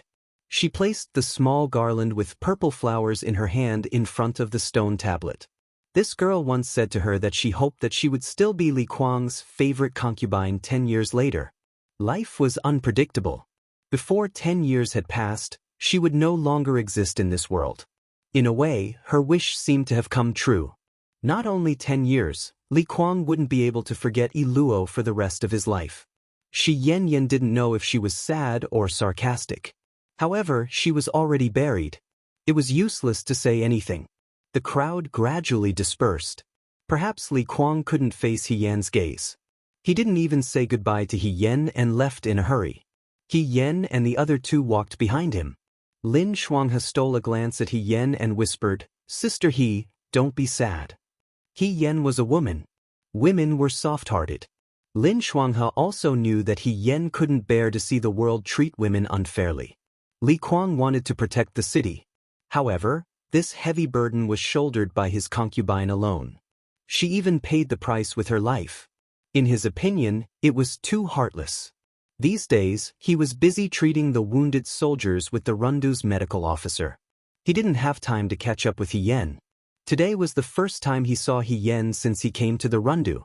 At first glance, he felt that He Yan had lost a lot of weight. She was originally thin and weak. Now, she looked so weak that she could be blown away by the wind. It seemed that there was no food in the city. She was starving to this extent. He Yan shook her head. "I just feel a little helpless." After all, in the world, there were many people who thought like Li Kuang. There were only a few people who thought like her. Let alone the injustice of the world, she couldn't even save a single Iluo. Her personal ability was really insignificant. It was harder than ascending to heaven to change the world's opinion. However, He Yan smiled. "I didn't expect that when the commander-in-chief came in that day, he would stand on my side." She looked at Xiao Ju. "I still remember what the commander-in-chief said." Xiao Ju said, "I didn't say it." He Yan was stunned. Of course, she knew that it wasn't Xiao Ju who said that. That was what she answered her teacher when she was in the Xianchang Hall. She didn't expect Xiao Ju to still remember it. She also didn't expect that Xiao Ju would say it under the circumstances at that time. Then, who said it? She asked tentatively. Xiao Ju looked ahead and didn't say anything. What appeared in her mind was a spring afternoon in the Xianchang Hall of Shuo many years ago. At that time, he was still young. He followed his classmates to study in the school. The spring sun was very warm. It was so hot that it made people have beautiful dreams. He closed his eyes and pretended to sleep. He casually listened to his teacher's lecture. The hero of the previous dynasty killed his concubine to reward the 3 armies and won a good reputation for righteousness. The youths scrambled to speak. Everyone felt that they were the hero. He didn't participate. The world was like a game of chess. People were like ants. At that time, whether it was the hero or the beloved concubine, they were just insignificant drops of water in the torrent of history. Whether they could cause a splash or not, it wasn't important. In the end, it would all pass. He was halfway through his beautiful dream when he heard his teacher say, "He Rufei. Do you have a different opinion?" He Rufei? Xiao Ju remembered that young master He. Among the many talents in the Xianchang Hall, he was particularly clumsy and conspicuous. However, he was also extremely hardworking. If he was like Lin Shuanghe, it would have been good. However, he had the lofty ambition of defying the heavens and changing his fate, written all over his body. This kind of person in the secular world would be considered laughable. However, this kind of youth's pure enthusiasm wasn't annoying. Since he was called out by his teacher, he probably had to give a vague answer. Xiao Ju didn't open his eyes. He calmly listened. Everyone says that Zhang Sun is a loyal and righteous person. That's not false. However, aren't those people who were eaten innocent? I can understand his choice. However, if it were me, I definitely wouldn't do that. The youth who had closed his eyes and pretended to sleep slightly trembled. His long eyelashes were like the wings of a butterfly resting on a flower, startled by the occasional breeze. "Oh, what are you going to do?" "I'm going to take the remaining soldiers and fight to the death with the rebel army outside the city. The person holding the sword should know where the tip of the sword is pointed, whether it's at the enemy in front of me or the weak behind me." Such childish, naive, and righteous words. A trace of ridicule appeared at the corner of the youth's mouth. He slowly opened his eyes. In an instant, sunlight broke through the window and woke him up from his beautiful dream. The golden light shone on the thin and weak figure in front of him. The originally unremarkable person at some point became as dazzling as a rainbow in a mountain stream. "I will never draw my sword against the weak." It seemed like this was the first time he seriously looked at He Rufei's appearance. The mask covered his face. No matter when, no matter how stupid this person was, his posture was always upright and straight. The ridicule on the youth's lips dissipated. Gradually, the corners of his mouth curled up. He looked out the window and felt that the spring sun was brilliant and beautiful. Even the idiot who was usually ridiculed by others seemed respectable. Perhaps he wasn't an idiot after all. When they reached the end of the deep forest, Xiaoju didn't reply to He Yan's question. He stopped here and said, "I have something to discuss with Li Kuang. You don't have to follow me." He Yan nodded and watched Xiaoju leave first. Her current relationship with Xiaoju was a little strange. She couldn't be considered a subordinate. In terms of the title bestowed by His Majesty, her official position naturally couldn't be compared to Xiaoju's, but she couldn't be considered Xiaoju's soldier. But if she wasn't considered a subordinate, Mu and Lang didn't have any real power. If she didn't follow Xiaoju, she wouldn't even be able to do anything. Lin Shuanghe waved his hand in front of her. "Sister He?" He Yan came back to his senses. "Brother Lin. I was too busy a few days ago. There weren't enough doctors in the Rundu, so I could only bite the bullet and do it." Speaking up to this point, he complained, "My title of white-robed divine doctor is too cheap. I don't take a single cent. Those who don't know would think that I'm a person who likes to do good deeds. Sister, when we return to the capital, you can't tell anyone that I've treated women outside of the capital. The rules can't be broken. If others find out, everyone will come to me for treatment. Our Lin family's doorstep will be trampled to pieces." Lin Shuanghe was a person who could always worry about things that he shouldn't worry about. He Yan was speechless for a moment, then said, "I'll remember." Lin Shuanghe finally relaxed, then said, "I haven't asked you yet. How are you doing here? You're really amazing. You came to the Rundu on your own without even saying anything. The Liangzhou guards almost caused a huge mess. What were you thinking? Even if you want to make a name for yourself, you should take it easy. Why did you come to such a dangerous place? Even if riches and honor are found in danger, we should first protect our lives and then plan for the future." He Yan knew that he was teasing him, so he only smiled. "Sister He," Lin Shuanghe looked at her and stopped waving his fan. He thought for a moment, "Why do I feel that you've changed a lot after not seeing you for so long? Have I?" "Yes," Lin Shuanghe replied with certainty. From the first time he saw He Yan in the Liangzhou guards, even when she was heavily injured by Rida Musi, this girl was still alive and kicking, constantly radiating warmth like the sun. Her eyes were always bright and full of life. It had only been a little over a month now. When he saw He Yan again, this girl seemed to have many things on her mind. She seemed to have become strangely silent. It was as if something had shaved away all her happiness in one night, giving birth to another version of herself. It was a bit unfamiliar, gloomy, as if she used something to separate herself from others, making it impossible to approach. "Did something happen?" he asked. He Yan shook her head, saying with a smile, "It's nothing." However, she suddenly thought of another matter and asked Lin Shuanghe, "Brother Lin, in the days I left the Liangzhou guards, did something happen in the Liangzhou guards?" "Why do you say that?" Lin Shuanghe rubbed his chin. "Do you think something's wrong?" He Yan hesitated for a moment, but still said, "When I saw the governor this time, he didn't ask me why I came to the Rundu alone, nor did he reprimand me. He seemed very calm. Don't you think this is a bit strange? The governor's personality wasn't like this before." Lin Shuanghe's eyes moved and he laughed. "This is a very obvious matter to begin with. You came to the Rundu to save the people of the Rundu. Since it's to save people, Huaijin definitely won't say anything.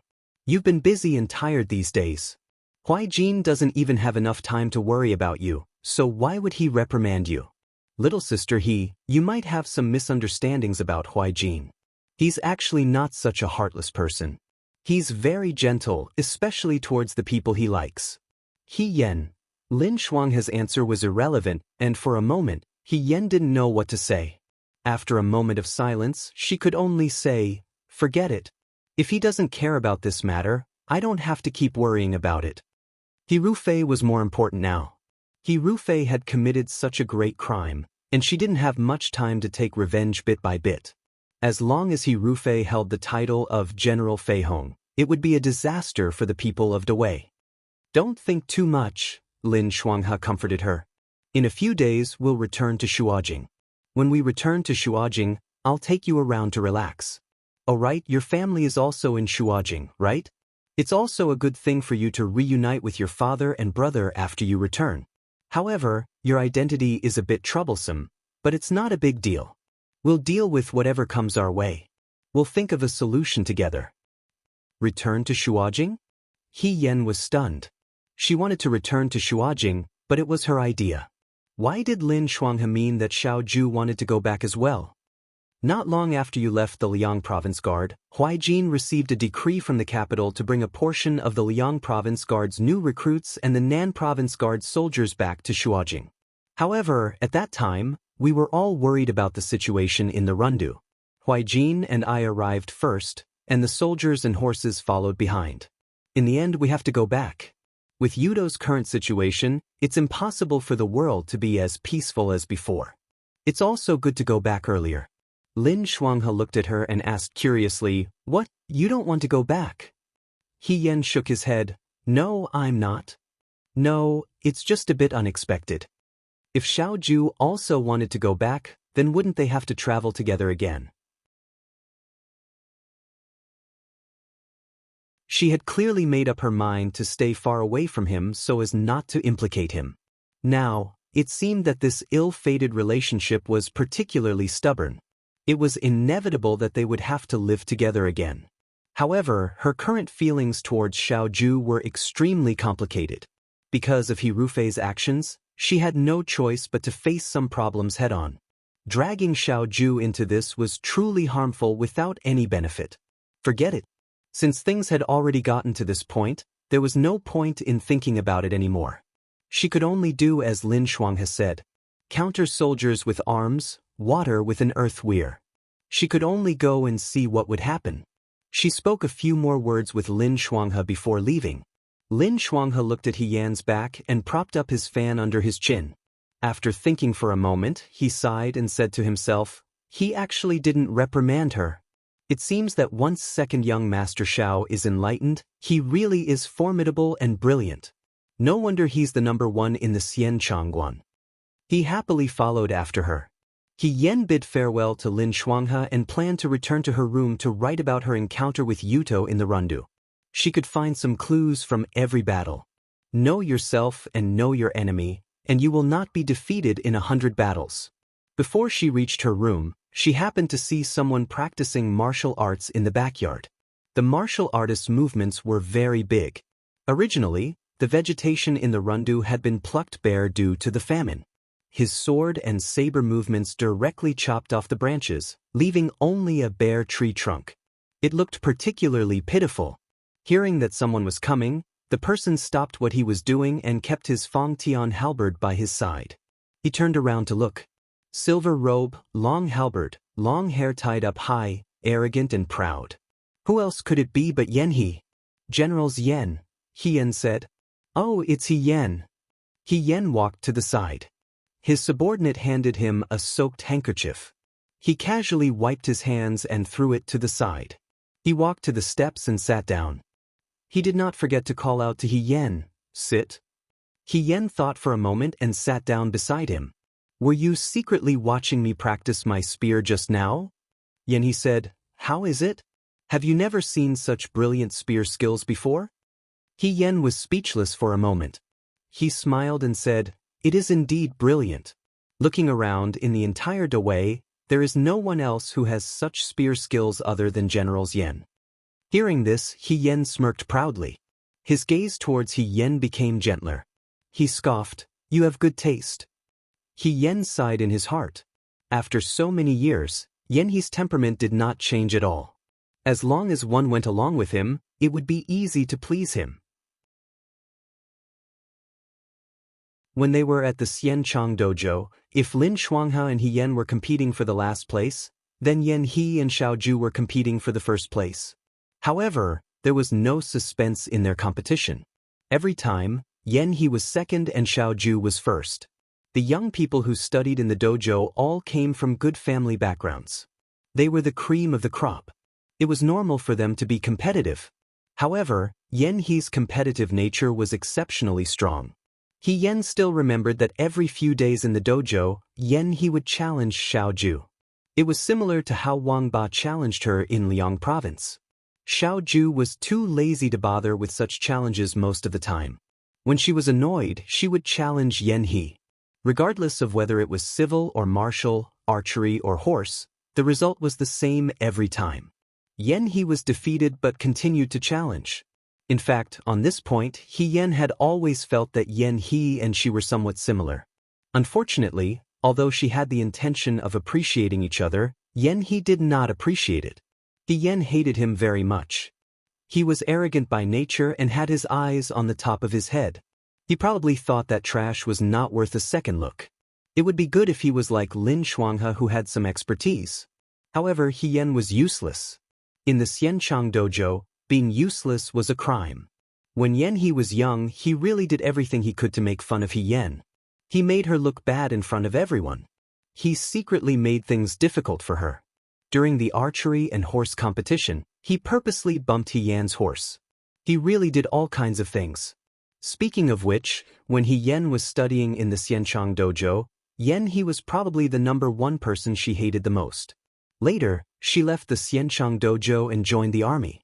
Xiao Ju also joined the army. Not long after, Yan He also joined the army. However, Yan He could be considered to have inherited his father's business. Now, he was young and was doing well. That day when the Rundu was in danger, Yan wrote him a letter asking for help. She also felt that with Yan He's temperament, he would come. Although she did not expect him to come with Xiao Ju. If it was a few years ago, Yan would never have thought that there would be a day when she could sit and talk to Yan He calmly. Actually, she didn't know how she had offended Yan He back then. Logically speaking, she hadn't spoken much to Yan He and hadn't hindered him in any way.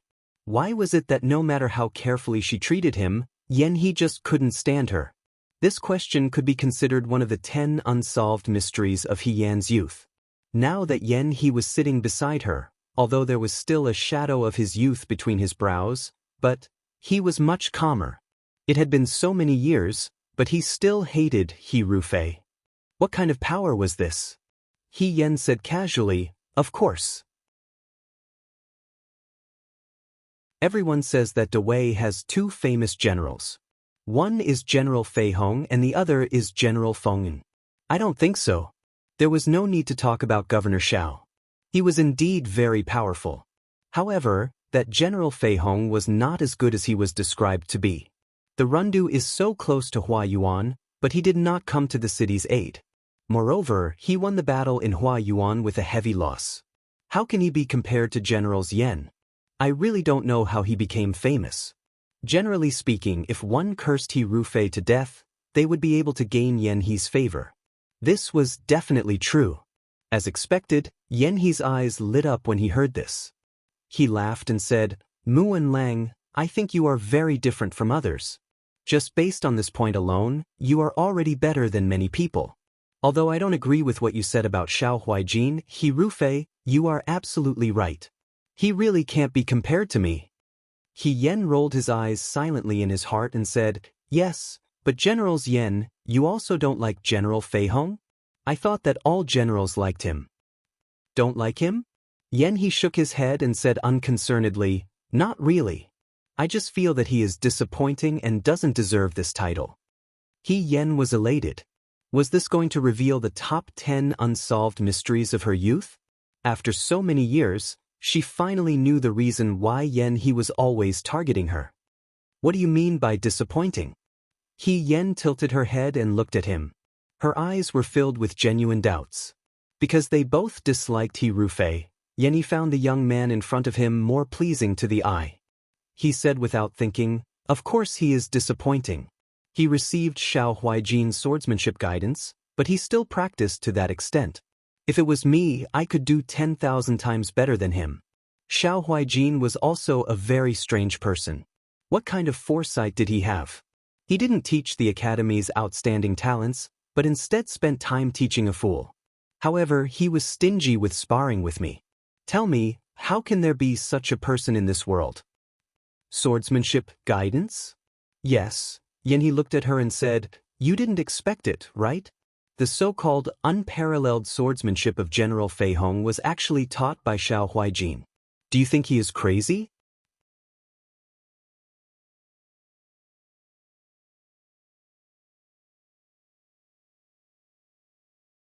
Chapter 181.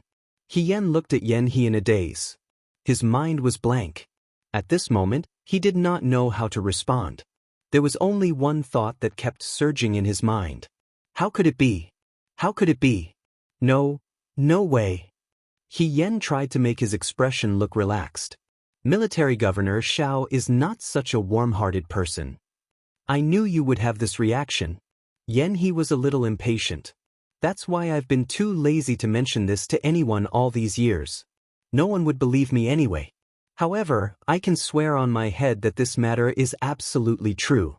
That year when we were studying in the school, Xiao Huaijin, that lunatic, actually wrote notes to He Rufei every day to teach him swordsmanship. He seemed to be thinking about the past. His eyes were still filled with disbelief. Every day was simply terrifying. At that time, he was still young and full of vigor. Before Xiao Huaijin left the mountain, Yanhe had taken the first place in the Xianchang school. After Xiao Huaijin entered the Xianchang school, he could only take the second place. This feeling was actually very infuriating. Either he had never been the first and would always be the second, or he had been the first and would always be the first. However, he had always been the first and then the second, and had never surpassed the first. This was actually very damaging to his confidence. It would make others think that he, Yanhe, was no match for Xiaoju. They were all geniuses. Who would really submit to the other? Yanhe wished that he could spend 12 hours a day studying and the other 12 hours to compete with Xiaoju. After all, he would gain something from every competition. Know thyself and know thy enemy to be victorious in every battle. Unfortunately, this second young master Xiao was not a patient person. He could even ignore the teacher's words. As for him, he would completely ignore him. Yanhe had challenged him 8 to 10 times. If Xiaoju could reply once, he would be in a good mood. Yanhe was also arrogant. However, compared to Xiaoju's calm indifference, he was still slightly inferior. He was almost angered to death by Xiaoju. Therefore, when Yanhe was young, he didn't have to worry about food or clothing. His life was smooth sailing. The only adversity he faced was Xiaoju. At that time, he thought that his only wish in life was to defeat Xiaoju. In the Virtuous Prosperity Dojo, the competition for first and second place was so fierce. Similarly, there was no lack of people pursuing the first and second place from the bottom, such as Lin Shuanghe and He Rufei. Lin Shuanghe was fine. As a descendant of the imperial physician clan, his ambitions did not lie in this field. It was fine even if he did not excel in civil or military matters. However, the eldest young master of the He clan was very strange. He Rufei was especially diligent and serious. Even if the improvement was small, he still wanted to try every possibility. Towards such people, Yanhe could only look down on them at most, but he could not say that he hated them. For a genius like him to look at mediocre people, there was always a sense of superiority. However, something changed Yanhe's opinion. The matter of He Rufei practicing swordsmanship at night, he had accidentally discovered it. Rather than saying that Yanhe was chasing after He Rufei's footsteps, it was more accurate to say that he was paying attention to Xiaoju's every move. On a certain night, Yanhe saw Xiaoju sitting in the backyard watching He Rufei practice swordsmanship. He used his clever brain to think for a long time, but could not figure out the reason behind it. What was Xiaoju doing? Couldn't sleep and came out to watch the performance? Or did he think that such a clumsy He Rufei would make him laugh? But if that was the case, then it was fine if it was just 1 or 2 days, but he came every day. No wonder he was always sleeping in the dojo during the day. So it was because he did not sleep at night? Xiaoju practiced swordsmanship with He Rufei every night, but he did not say or do anything. He only drank tea. He Rufei also had a good temperament. Even though he was being watched like a monkey, He did not get angry. He diligently did his own things. And for some reason, he also came out every day and secretly watched. He only felt that Xiao Ju must be up to something. He definitely would not do such a useless thing. Later on, when he looked back at himself, he only felt that he could not bear to look at himself. If there were other people in the backyard who looked at them, they would probably think that the Xianchang dojo had raised 3 lunatics. But at that time, he only had one thought. He wanted to see what Xiao Ju was up to. In the end, he really did find a clue. Rufei's swordsmanship improved day by day. This was a little strange. Rufei was in the dojo and the teacher who taught him was also very outstanding. But he did not seem to improve so quickly. And Rufei who practiced swordsmanship at night was able to fix the especially obvious problems of the previous day. Compared to the beginning, his swordsmanship had improved greatly. He did not believe that Rufei had such intelligence. He thought for a long time in his heart. As expected, he caught Xiao Ju who left a note on Rufei's table. He opened the letter. It was densely filled with the flaws of last night's swordsmanship and the areas that needed improvement. He said sourly, "You are more meticulous than the teacher in the dojo." Xiao Ju looked at him coldly and said indifferently, "You follow me every day. Do you want to be like those girls outside?" Those girls outside were all Xiao Ju's admirers. If they had nothing to do, they would occasionally pass by the dojo. After all, Xiao Ju had the most beautiful face in the capital. His indifferent and lazy appearance was very seductive. Many people were mesmerized by him. He threw the letter on the table and looked at him with disgust. "Who is like those girls?" Xiao Ju turned to leave. He hurriedly followed him out. He was not satisfied and said, "You practice swordsmanship with him every night in the courtyard just to give him pointers? You've been following me every night just to watch me teach him swordsmanship?" Xiao Ju's reply was perfunctory. "You are crazy." He said in disbelief, "You are wasting your time on that kind of person." Although he did not like Xiao Ju, he had to admit that Xiao Ju was very talented. Just like how he treated Xiao Ju as a rival, in Yanhe's heart, Xiao Ju should also treat him as a rival. He should practice hard every day to maintain his first place. But now, it seemed that not only was he not diligent, he did not care about himself. Instead, he went to watch the last place practice swordsmanship and give him pointers. He found it hard to understand and felt angry. Did this mean that in Xiao Ju's heart, he was not as eye-catching as Rufei? What was this? "Hey, are you listening to me?" Seeing that Xiao Ju was ignoring him, he was anxious. He walked in front of Xiao Ju. "Why are you wasting your time on that kind of trash?" "Is that so?" Xiao Ju's beautiful eyes glanced at him. He walked up the rockery and found a place to lie down. He put his hands behind his head and closed his eyes. "I don't think so." "Don't think so? Don't think he is trash?" "Do." He said angrily, "You give him pointers every day, but he only improved a little. There are so many people in the Xianchang dojo. Why did you choose Rufei? Do you want to try teaching the last place to first place to satisfy your desire? Then let me tell you, give up. With Rufei's talent, it is impossible." Xiao Ju said, "I am not that bored." His indifferent attitude made He even angrier. He turned around and walked out. "I am going to tell Rufei to stop hogging you. Using the first place in the Xianchang dojo to teach you to this level, what a joke." Xiao Ju's lazy voice came from behind. "Competition." He stopped in his tracks. "What?" "In the future, if you want to compete with me, I will agree 3 times. He did not open his eyes. His eyelashes drooped down, contrasting with his jade-like skin. He leaned against the rockery and pretended to be asleep. He looked like a handsome youth in a painting. The condition is to keep it a secret. He stood in the same place, his heart in turmoil. In the end, he could not resist the temptation of Xiao Ju agreeing to compete with him. He gritted his teeth and said, 2 times. The sunlight shone in the courtyard. It was hot. He sighed and said, "Then, as the price, I will keep it a secret for him and will not tell Rufei." Even though many years had passed, He was still angry when he talked about this matter again. If He Rufei had Xiao Ju's swordsmanship, it would have been good. But his improvement was not considered a genius. In Yan He's opinion, it was a waste of Xiao Ju's careful teaching.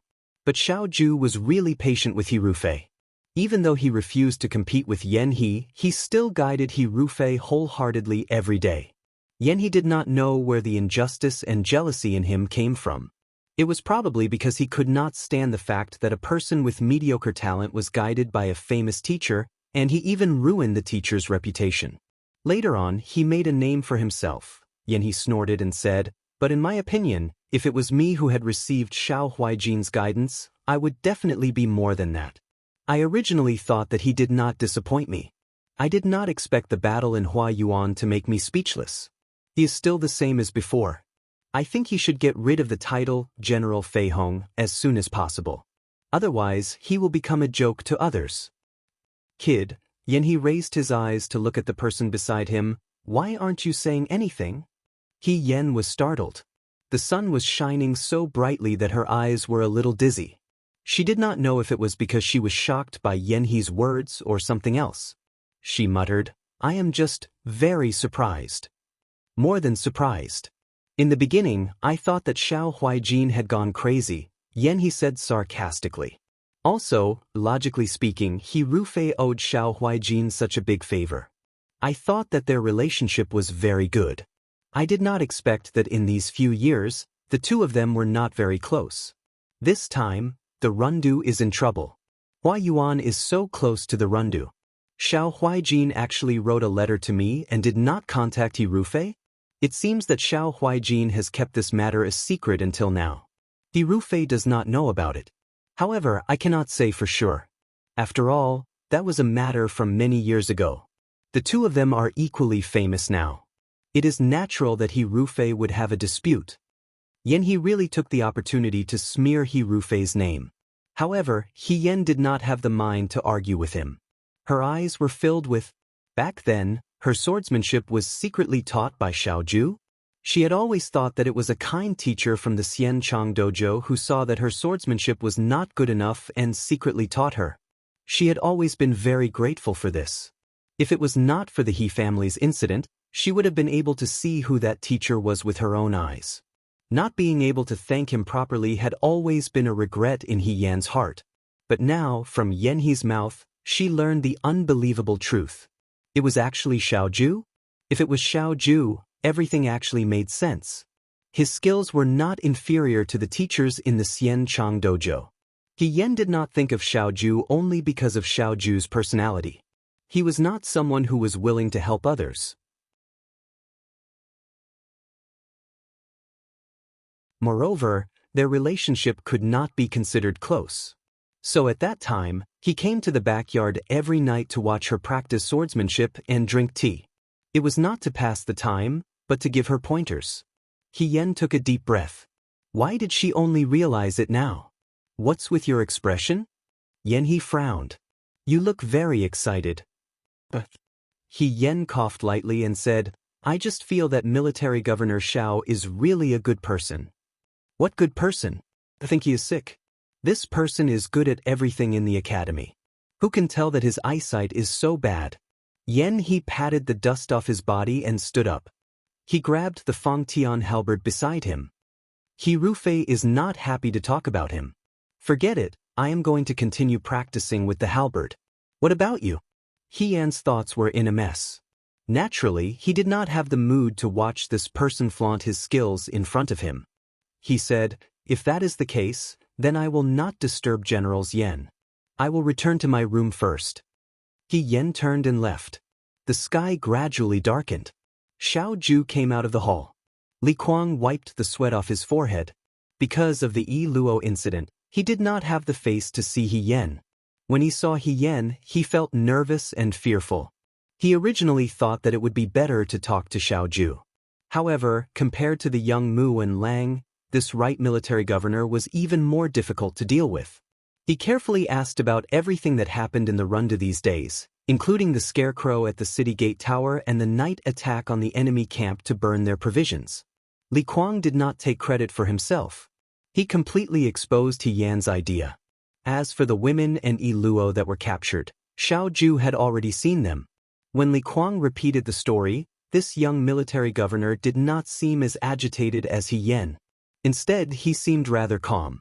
However, that calmness in Li Kuang's eyes made him feel as if he was sitting on pins and needles. After asking about everything that happened in the Rundu, Li Kuang also knew that they would be returning to Shuajing in a few days. Li Kuang's heart let out a big sigh of relief. No matter what, the Rundu problem was solved. He would leave a portion of his troops here. However, those Yudo would not dare to come again.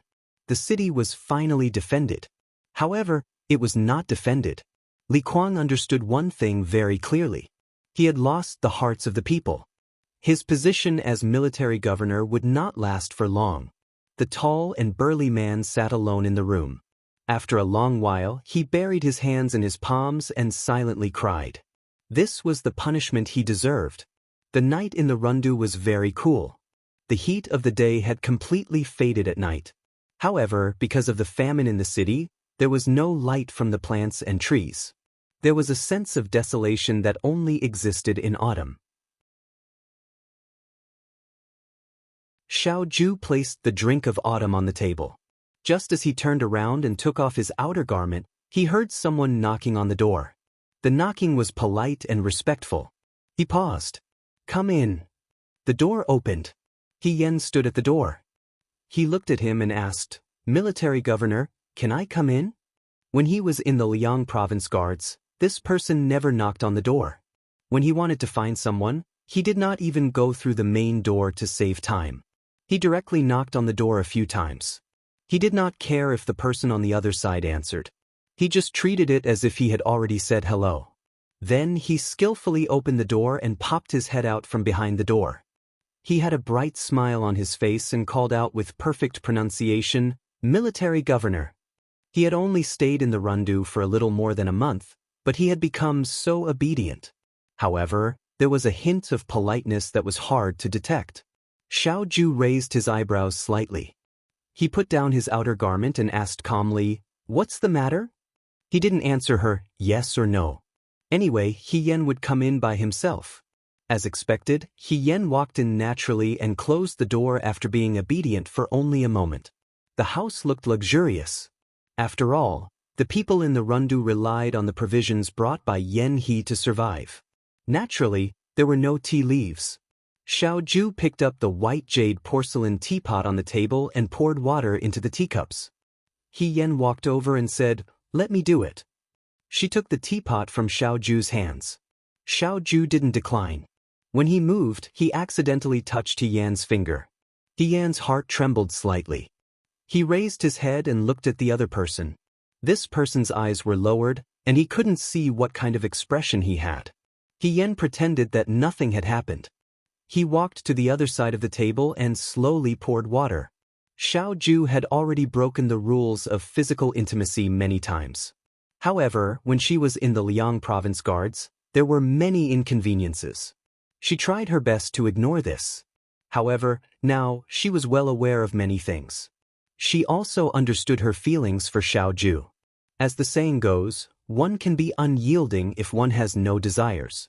If one has a guilty conscience, one would feel uncomfortable. She scolded herself in her heart for being muddle-headed. She tried her best to speak calmly. "Military governor, Brother Lin said today that we will be returning to the capital together in a few days." Xiao Ju sat down in front of the table. "You don't want to go back?" She originally planned to return to the capital. "It's just that why did His Majesty suddenly summon you back to the capital? And Generals Yan? If all of them return to the capital, won't it be dangerous outside? These Yudo were like tigers watching their prey." Even if His Majesty was worried about the safety of the capital, there was no need to summon all of Wei's valiant generals back. If the Yudo were to make a comeback at this time, although the possibility was not high, they still had to be prepared. "We will know when we return." Xiao Ju did not directly answer her question. That's right. Before returning, it was not good to talk about it. However, she did not really come here for this matter. She just wanted to find a reason to start the conversation. She handed one of the teacups to Xiao Ju and held the other one in her hand. Holding the warm tea in her hand, the girl lowered her head and took a sip. After a while, she raised her head and looked like she was trying to find something to say. Military Governor, I met Generals Yen during the day. Xiao Ju nodded and lowered her head to read. His attitude these days was very strange. He was cold, but he was so calm that he could be called gentle. He was gentle, but he did not take the initiative to talk to He Yen. Of course, he did not take the initiative to cause trouble for He Yen. He Yen did not understand this subtle sense of distance. Generals Yen seems to dislike General Fei Hong very much. He Yen could only bite the bullet and continue. I sat with him for a while and listened to him talk. Only then did I know that Military Governor, General Fei Hong, and Generals Yen are classmates. Her pretentious tone made Xiao Ju pause for a moment. After a while, she said, "Stay away from him." He Yen pushed the teacup forward and looked at her. I asked Generals Yen why he hated young Master He so much. Generals Yen told me. She deliberately dragged her words and looked at Xiao Ju's reaction. Generals Yen was jealous because you taught General Fei Hong swordsmanship every night. That's why he hated him for so many years. He Yen held her chin and asked with a puzzled expression, "So Military Governor, do you actually like General Fei Hong?" She looked like a curious subordinate who wanted to hear about her superior story, but her heart was beating very fast. Although Yen He said so, He Yen still wanted to verify it personally. He didn't know if what Yen He said was true, and he didn't know why Xiao Ju did this. Xiao Ju closed the book and looked at her calmly. "I'm not gay. I didn't say you were gay."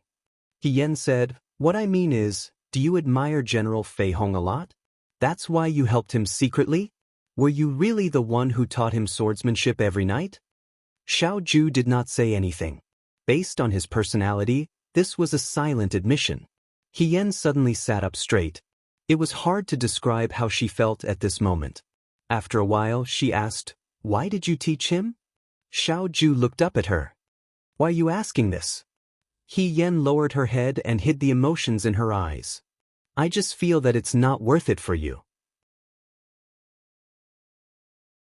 I heard from Generals Yen that when young Master He was in the Xianchang school, he was not very good at his studies and was very ordinary in both civil and martial arts. I don't know why the Military Governor chose him to teach him swordsmanship. And you did so much, but you didn't tell young Master He? Does young Master He still not know that you were the one who helped him that year? Don't you think it's not worth it for you to do this? It's just a casual act. There's no need to worry. Xiao Ju said calmly, "What does it matter if he knows or not?" He Yen stared straight at him. She thought to herself, "It does matter. If I knew it was him, maybe my feelings for him would have lasted longer. Maybe when Su Zhiheng appeared, I wouldn't have fallen head over heels for him." She had been lonely for too long. It was Xiao Ju who appeared first, but it was too late for her to fall in love. Xiao Ju seemed to have noticed her strange expression. He frowned and said, I feel so sorry for the Military Governor." He Yen smiled. "But this young Master He is too much. Even if the Military Governor hides your achievements and reputation and doesn't want others to know about it. Young Master He doesn't even know how to investigate the kind person who helped him silently? If you just let him be, he should have found out about you earlier. The Military Governor also contributed to his current reputation." She was so anxious. Xiao Ju looked at her thoughtfully. He suddenly smiled and said, "Actually, he also tried to find me." He Yen was stunned. Under the light, his face was calm and handsome. He seemed to be reminiscing about the past. His beautiful black eyes were deep and there were ripples in them. It almost made people drown. Actually, Xiao Ju had seen He Rufei look for people without rhyme or reason. Every time she wrote on the notes, He Rufei expressed her gratitude to him. Some were fearful, some were clumsy, and there was even one time when she tried to catch him. But how could he catch him? He sat on the tree and watched He Rufei walk under the tree. Although he was wearing a mask, he could imagine this person's dejected appearance. It was inexplicably a little pitiful. He finally relented and agreed to let He Rufei see him. Although the result might not be very happy. Once, he and I agreed to meet at the school. And then? Did you meet him? The elegant man lowered his head and said indifferently, "I'm going." But he didn't come that night.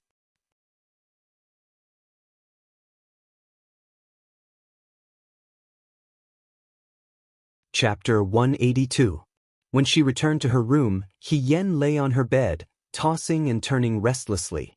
The window was open, and a little wind came in, blowing her awake. The conversation she had with Xiaoju was still ringing in her ears. It turned out that on the night she left the He family to join the army, Xiaoju had actually come to meet her. It was just a freak combination of circumstances that caused them to miss each other. Once they missed each other, there wouldn't be another chance. Just like how Yen didn't know that the person who secretly taught him swordsmanship back then was Xiaoju, the current Xiaoju wouldn't know that the person he secretly helped back then had changed. She tried so hard to hide her identity, and so much she wanted to thank him as his classmate back then. It turned out that she and Xiaoju had so many fateful encounters in both her previous and current lives. It was just that their fates were short, and it just had to happen now. Yen sat up, thought for a while, and got off the bed with determination. She walked to the table and lit the oil lamp with a match. Zhao Ximing was a scholar, and the 4 treasures of the study were placed everywhere in the room. She ground the ink, found a piece of paper, sat down at the table, and started writing slowly. All the matters in the rundu were settled in 3 days. It was also time for Xiaoju and the others to leave. Before Yen left, she found Zhao Ximing. After the Yi Luo incident, Yen didn't speak to Li Kuang again. Every time she saw Li Kuang, she would think of the sweet girl with dimples on her cheeks when she smiled. She thought that Li Kuang was the same. Every time he bumped into Yen, he would avoid her gaze. So there were some things that she didn't want to mention to Li Kuang. Zhao Ximing was sitting in the room, reading official documents. The rundu was besieged by the Yuto, and the merchants in the city went on strike. Everything was in a mess. Now that the Yuto had been defeated and the rundu had returned to its peaceful state, it would take time to restore its peaceful days. "Master Zhao." Yen walked into the room and called out to him. Zhao Ximing raised his head from the documents. Seeing that it was Yen, he paused for a moment, then stood up and said with a warm smile, "Xiao Hedarin, what brings you here today?" Zhao Ximing liked Yen very much. He was a scholar, so he couldn't get along with a boorish man like Li Kuang. As for Xiaoju and Yen He, one was cold while the other was arrogant. Just looking at them made him fearful. Yen, on the other hand, was different. He was young, intelligent, brave, kind, and loyal. He was also handsome and elegant. At first glance, one could tell that he was cultured and likable. If it weren't for the fact that his granddaughter was too young, Zhao Ximing would have wanted to recruit this young man as his grandson-in-law. Yen smiled and said, "Lord Zhao is too polite. I am here to bid farewell to Mr. Zhao. Tomorrow, I will be returning to Shuojing with the governor. Thank you for taking care of me during my stay in the rundu." Zhao Ximing liked this young man even more. Look at him, he even specially came to bid farewell to him. He was very polite. He smiled and replied, "Xiao Hedarin, please don't say that. You are the benefactor who saved the rundu.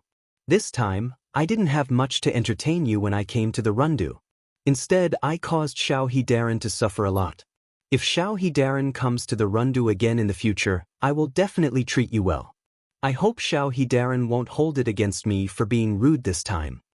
Yen supported Zhao Ximing's hand that was about to bow and said, "This junior doesn't dare." He actually addressed him as a junior? Zhao Ximing was stunned. Before he could regain his senses, he saw the young man in front of him looking at him with a solemn expression. "Actually, I came here today to ask for Lord Zhao's help." Zhao Ximing was not unfamiliar with this expression. Previously, when Yen asked his men to help pass a message to Yen he also looked like this. Did he have a favor to ask of him again?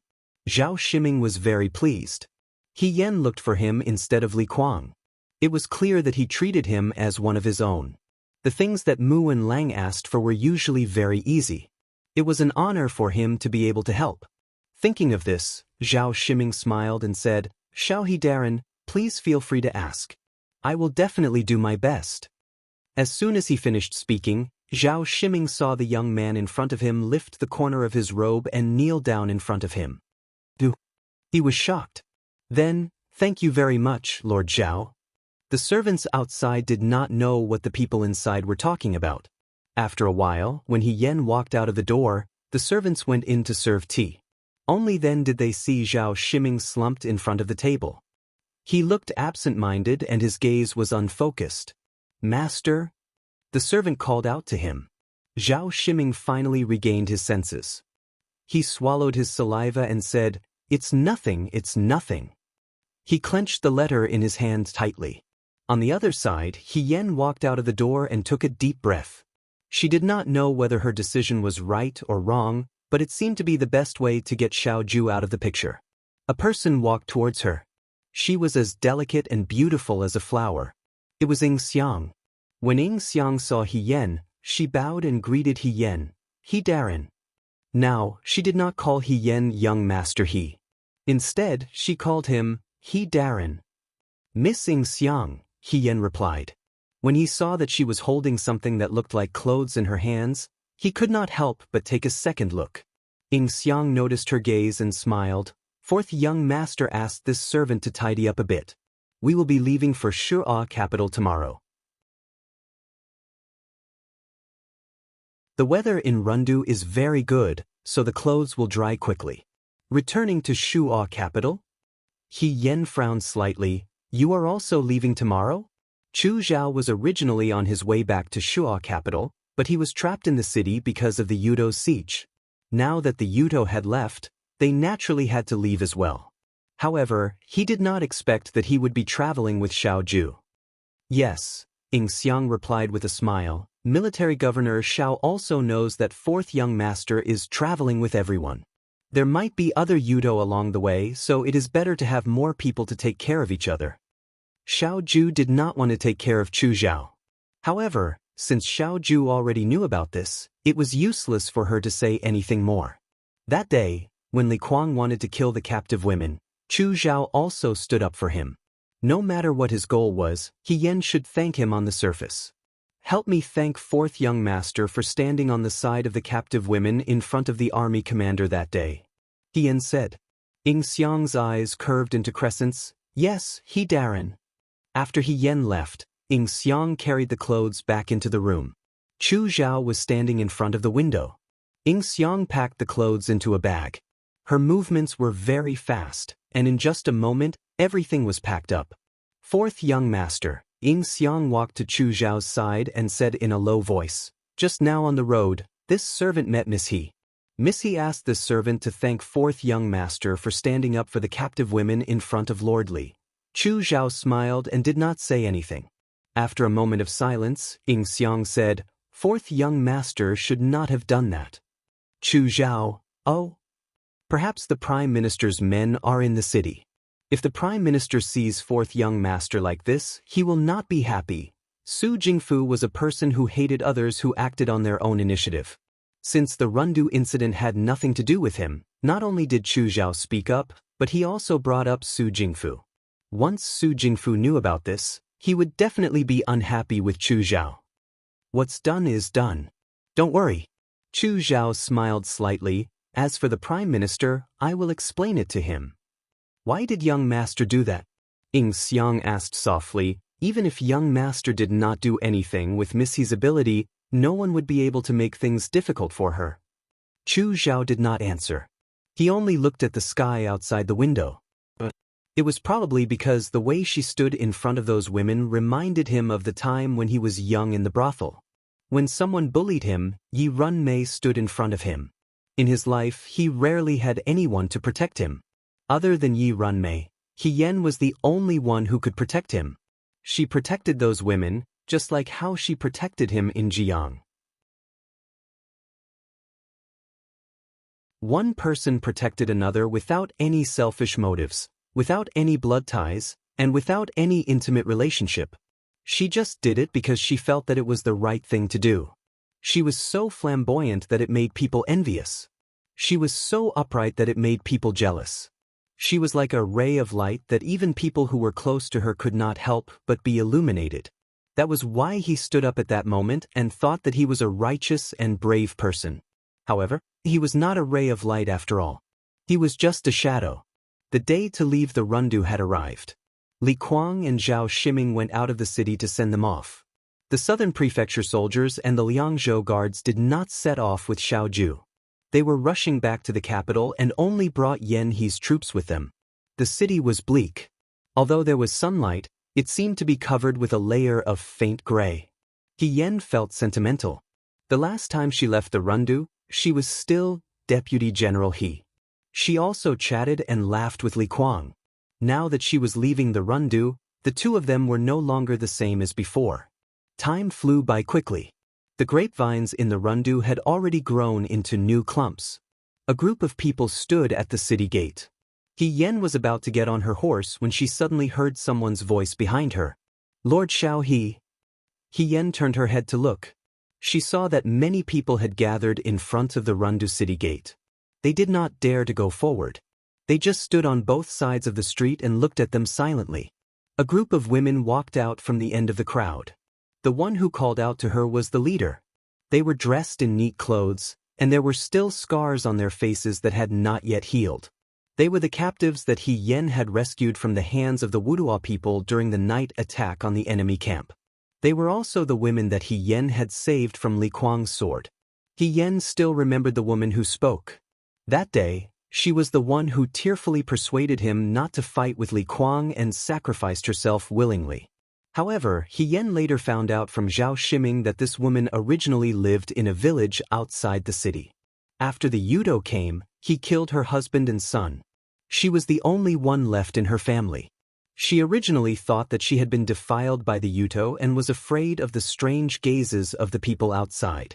Because her family was not around, she already had the intention to commit suicide. Therefore, when Li Kuang came to find her, she was the first to accept. That day, if He Yan did not stand up, if Xiao Ju did not arrive, perhaps these women would have died under Li Kuang's sword. Li Kuang's expression was a little uneasy. There were many things that one did not realize in the current situation. But when things were over and one looked back, one would realize how crazy they were. Those women walked in front of He Yan and knelt down. Without saying a word, they kowtowed to He Yan a few times. He Yan was stunned.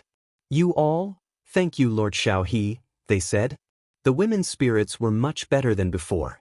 Perhaps it was the food that He Yan brought that filled their stomachs, or perhaps it was the words that he said that day that gave them the courage to live on.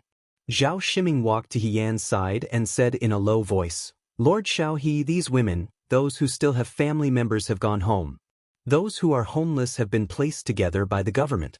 They will work, and in the future, the situation that Lord Xiao He is worried about will not happen. He solemnly promised He Yan, I will take good care of them. He Yan was slightly relieved. He bowed to Zhao Shiming. Thank you, Lord Zhao. Zhao Shiming stroked his beard and smiled. It's my duty. Since they are from the Rundu, as the parent official of the Rundu, I should take good care of them. He Yan also smiled. There were many things in the world that would change for the better bit by bit. As long as someone did it, change would eventually happen, no matter how small the change was. She helped the leader of the women up and said softly, let them get up too. Live well in the future. Remember, I saved your lives. No matter what, don't give up on your lives. The woman nodded.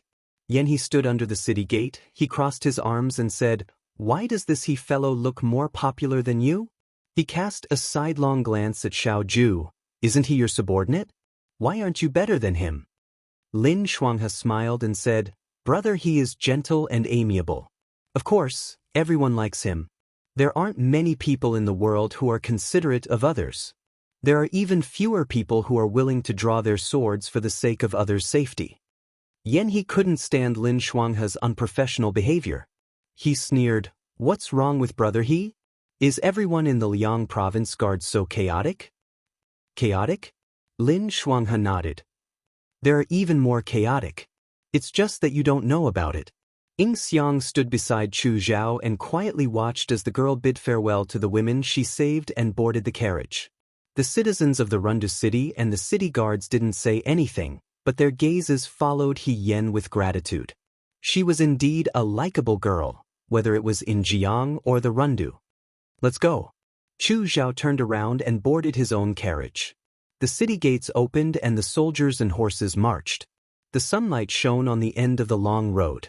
It was like a bright road that led to the future. It took 10 days to reach Jinling from the Runda city. After passing Jinling city, they went straight to Shuo capital. The soldiers and horses that were hurrying on their way sat down and rested in the bushes. Lin Shuanghe was watching He Yen roasting eggs.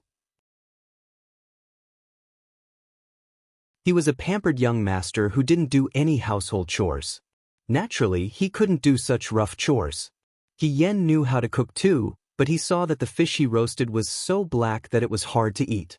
Later on, he decided to do it himself. Xiao Ju was talking to Qi Wu on the other side. He Yen and Lin Shuanghe sat together. Lin Shuanghe watched her skillful movements and sighed. "Brother He, you're really good at everything. You can climb over walls and beat hooligans. I've seen so many." He lowered his voice. "None of the women can compare to you. Really, sister, when you reach Shuo capital, you'll still be number one in my heart." He Yen threw the roasted eggs into his arms. "You flatter me." Lin Shuanghe hurriedly peeled the shells and asked her, "When we reach Shuo capital, what do you want to do?" "There's nothing in Liangzhou. Shuo capital is prosperous. If you have time, I'll take you to the market every day." What kind of situation was this? This person still wanted to play. He Yen was speechless for a moment. She thought of another matter and asked Lin Shuanghe, "Oh right, why didn't Dr. Shin come with you to Runda this time?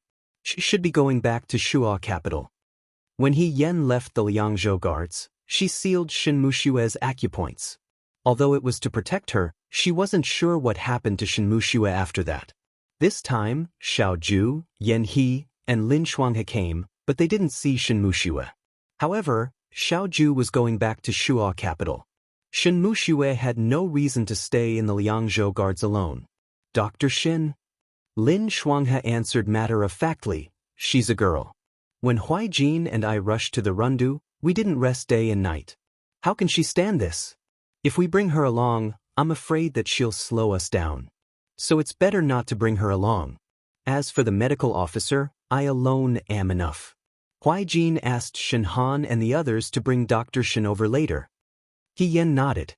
In the next moment, Lin Shuanghe's face suddenly came close and looked at her mischievously. "Why did you mention Dr. Shin alone?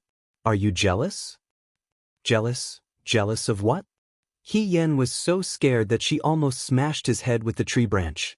Hearing this, she just sat up straight and calmly said, "I sealed her acupoints before I left. I just feel guilty." "Is that really the case?" Lin Shuanghe deliberately dragged out his words. "If that's the case, then Huaijin's painstaking efforts will be in vain." He Yen, "What painstaking efforts?" Lin Shuanghe stuffed an egg into his mouth and said slowly, "You won't care even if I tell you. It's better not to tell you." He Yen was so anxious that she wanted to grab Lin Shuanghe's head and shake it with all her might to see what it was that was shaking out. However, Lin Shuanghe was a cunning person when it came to matters between men and women. Moreover, he was close to Xiao Ju. If he really got some confirmation and turned around to tell Xiao Ju, they wouldn't even be friends. That would be extremely awkward. She could only sit there reservedly. Even though her heart was pounding, her expression was calm and indifferent. "Then I really don't care. Just don't say it." Lin Shuanghe looked at her pretentious appearance and tried his best to hold back his laughter. He thought to himself, "Let's see how long you can hold back. Young people?" Young people. Thousands of miles away in Liangzhou, the guard station was busy at this moment. Liang Ping was helping to check if there was anything missing in the room. They were about to leave for Shuojing. A portion of the Liangzhou guard was left behind, and the rest were going to the capital. Shen Han was going to leave with them. Liang Ping, Ma Demiai, and the other instructors were going to stay at the Liangzhou guard. Shin Mushue was naturally going to leave as well. Many days ago, when Xiao Ju and Lin Shuanghe were about to leave for the Rundu, Shin Mushue had asked to go with them. However, he was rejected by Xiao Ju. His rejection was very straightforward and she didn't say why. However, when Lin Shuanghe saw Shin Mushue's ugly expression, he tried to smooth things over with a smile. "Miss Shen, the situation in the Rundu is critical. Why Jean and I will be traveling day and night. How can a girl like you follow us? If you get hurt, even if you don't mind, I won't be able to bear it. In any case, Shen Jiaodo and the others will leave in the future. When you come back together, Shen Jiaodo will take good care of you. The speed of soldiers and horses is slow and there are many of them. Huai Jin and I will be relieved to protect you. Isn't that right? Shen Muxue didn't say anything. Lin Shuanghe took it as a silent agreement and turned to leave with a smile. Shen Muxue looked at his back and asked, Young Master Lin, second young Master Xiao is going to the Rundu for He Yen, right? Lin Shuanghe paused and looked at her. His gaze was sincere and puzzled. Why would you think that? Shen Muxue pursed her lips and didn't say anything. She knew that it was ridiculous to say this. Xiao Ju wasn't someone who would easily change for someone, but she still felt uneasy. The sound from outside interrupted her memories. Liang Ping called out to her, Dr. Shen, is there anything else you want to carry onto the carriage? Shen Muxue came back to her senses and answered as she walked out the door. Liang Ping stood outside. The sun shone on his face and made his face red. He was sweating profusely. He was holding a stack of boxes in his hands and was walking unsteadily towards the carriage. Xiao Ju left in a hurry and didn't pack his things. Before he left, he instructed Shen Han to take everything in his room with him when he returned to Shuojing. Fortunately, Xiao Ju didn't have many things with him. Other than some clothes, there wasn't much left. Shen Muxue saw that Liang Ping was walking unsteadily, so she stepped forward and said, Let me help you. Liang Ping's face turned even redder. No need, no need. The chief instructor told me that these things belong to the governor and asked me to organize them myself. How can I trouble Dr. Shen? He sighed in his heart. Miss Shen was really kind-hearted and didn't put on airs. As the daughter of a big family, she didn't despise martial artists like him. Shen Muxue didn't know what Liang Ping was thinking. He only heard that these things belonged to Xiao Ju and said, You're carrying so many things at once. It's inevitable that you'll drop them. Don't worry, I'll help you. As he spoke, he helped carry the topmost box. The box wasn't big. He walked forward with Liang Ping. Liang Ping wanted to stop him, but it was too late. Seeing that Shen Muxue didn't seem to be struggling, he relaxed a little. He smiled, Thank you, Dr. Shen. The two of them walked to the side of the carriage.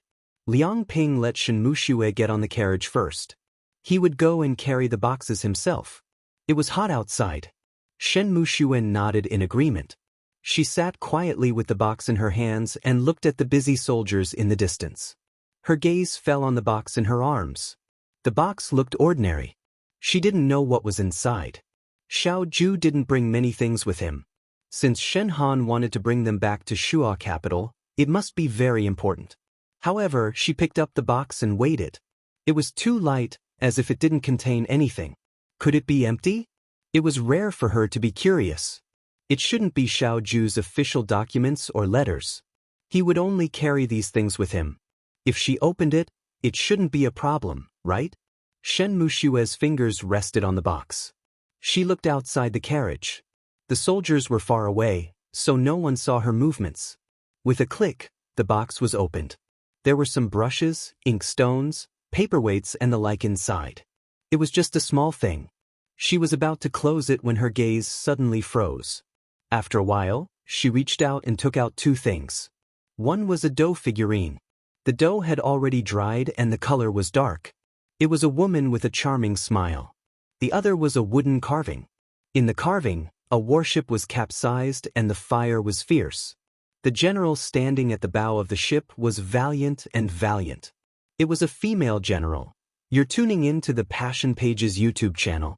We're so grateful for your support and don't forget to subscribe to join us on this incredible journey through captivating stories. Your generosity through donations truly makes a world of difference, as it's the primary source of revenue that allows me to expand and enhance this channel for you. Thank you from the bottom of my heart for being a part of this adventure.